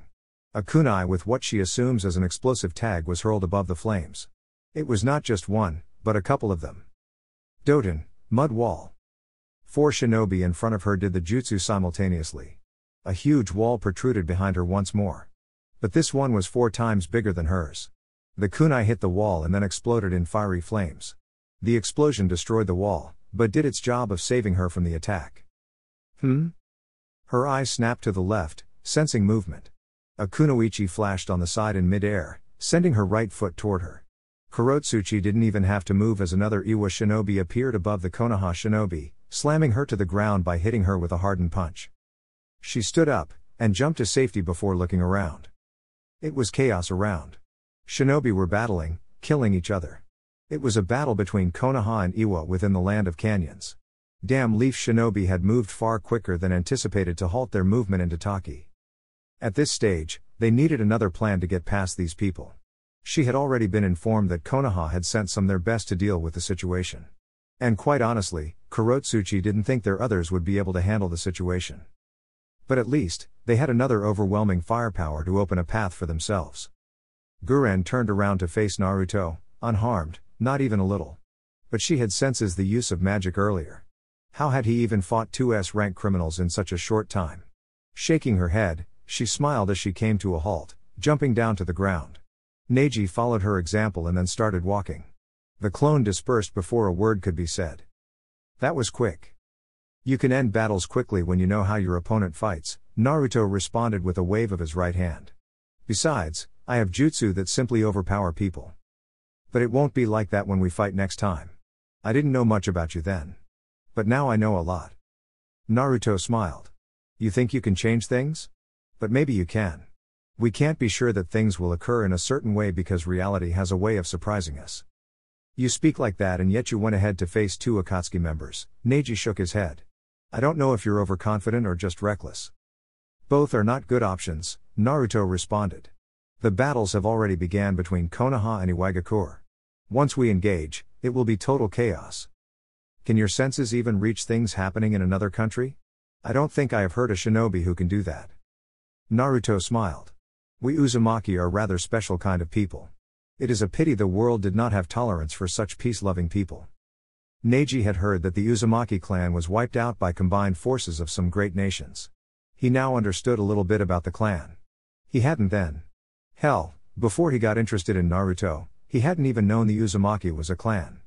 But perhaps that was because even though Konoha recognized its connection to the clan, it did not speak or even teach about that history. He thought it was rather convenient. I entered sage mode before getting to you guys. I wanted to see what was happening and if we had fallen behind. Have we? No. Naruto shook his head. If anything, it seems Kumo shinobi are waiting or maybe not. But we are still on the right direction. We will meet them. And at this case, it doesn't matter what they do. War is already upon us. If they know we are coming, can we assume there are traps waiting for us? Well, Naruto grinned. This is why we have you, isn't it? Neji grunted. Kakashi jumped into the air, twisting anticlockwise before slamming his right foot into the temple of a shinobi who'd been lunging at him. The kick sent the man tumbling back to his friends. A second later, the Jonin landed down, and quickly held out his left hand. A shinobi landed in front of him, driving a kunai toward his throat. He sidestepped the attack, and grabbed the wrist with his left hand. He took out a kunai and plunged it on the side of the man's chest before jumping away. This was reality. How many lives has he taken? Not just in war but in missions as a shinobi? This life was cruel. It was always been cruel. Even the younger ones would experience the difficulty that was the shinobi world. You did not leave them standing or even on their knees. In the battlefield, they would crawl and stab you in the back. The field around him wasn't huge. A couple of rock formations, some craters, but dead bodies everywhere. Both Iwa and Konoha shinobi. It was always like this. Both sides lost. He glanced at Sakura. She was healing those who were still alive, just barely. You wanted to save every man you could, but she would soon realize, she could not save everyone. Some would die in front of her. Sometimes, she would be forced to choose who to save and who to let live. This was war. Already, she seemed strained, and it was just day one. They had only come across just about 100. The majority of the Iwa forces were spread around the country. And they would be facing them, today, tonight or tomorrow. It really depended on who attacked first. The Jonin moved away. The last were defeated. They needed a plan to move forward. He gathered Yamato and Sai, sat them on the sides while the remaining forces regrouped. What is the position of Guy's team? He asked Sai. Sai took out a map and pointed along the border between canyons and earth. They are right about here. But have not engaged. Others, however, have already engaged the Tsuchikage daughter. How is that going? He probably knew the answer to that. Sai shook his head. Loss. Unconcerned or unbothered? Kakashi couldn't tell Sai's thoughts. But it would be surprising if he expressed any emotion. He was still fresh from the pits of Danzo's den. He had yet to learn how normal people live. But perhaps this war would teach him something, or maybe it would harden his heart. We should set up 2 fighting points. One on the other side of the border in anticipation of Kumo's forces. Yamato suggested. Kakashi shook his head. It would only spread their lines thin. They could not try to welcome Kumo before others even arrive. We will hold our position. And have Guy move back a little closer to Taki. If they move further to the border of the earth, they could face an overwhelming ambush. Kakashi replied. How is Iwa spread? On 3 fronts. There is one led by the Tsuchikage's granddaughter and another by her father. I don't know who leads the other. The majority of the forces are, however, moving through the canyons by the seaside. There are also some movements across mushrooms. They may be trying to get into the fire country through the mushrooms. That is the only path we are not defending at the moment. Kakashi put on a thoughtful look. How long till Kumo reached this country? A day or less. War needed strategy to save lives. At least on their side. But there was still the danger of Iwa's Jinchuriki. Kakashi didn't want to move carelessly. I have a plan for Kumo shinobi. Alright everyone, that's it for the video. I hope you enjoyed it. I will try to post more as soon as possible. I have already posted the full story over on my Patreon if you are interested in that. Link to that is in the description. Anyways, until next time, peace.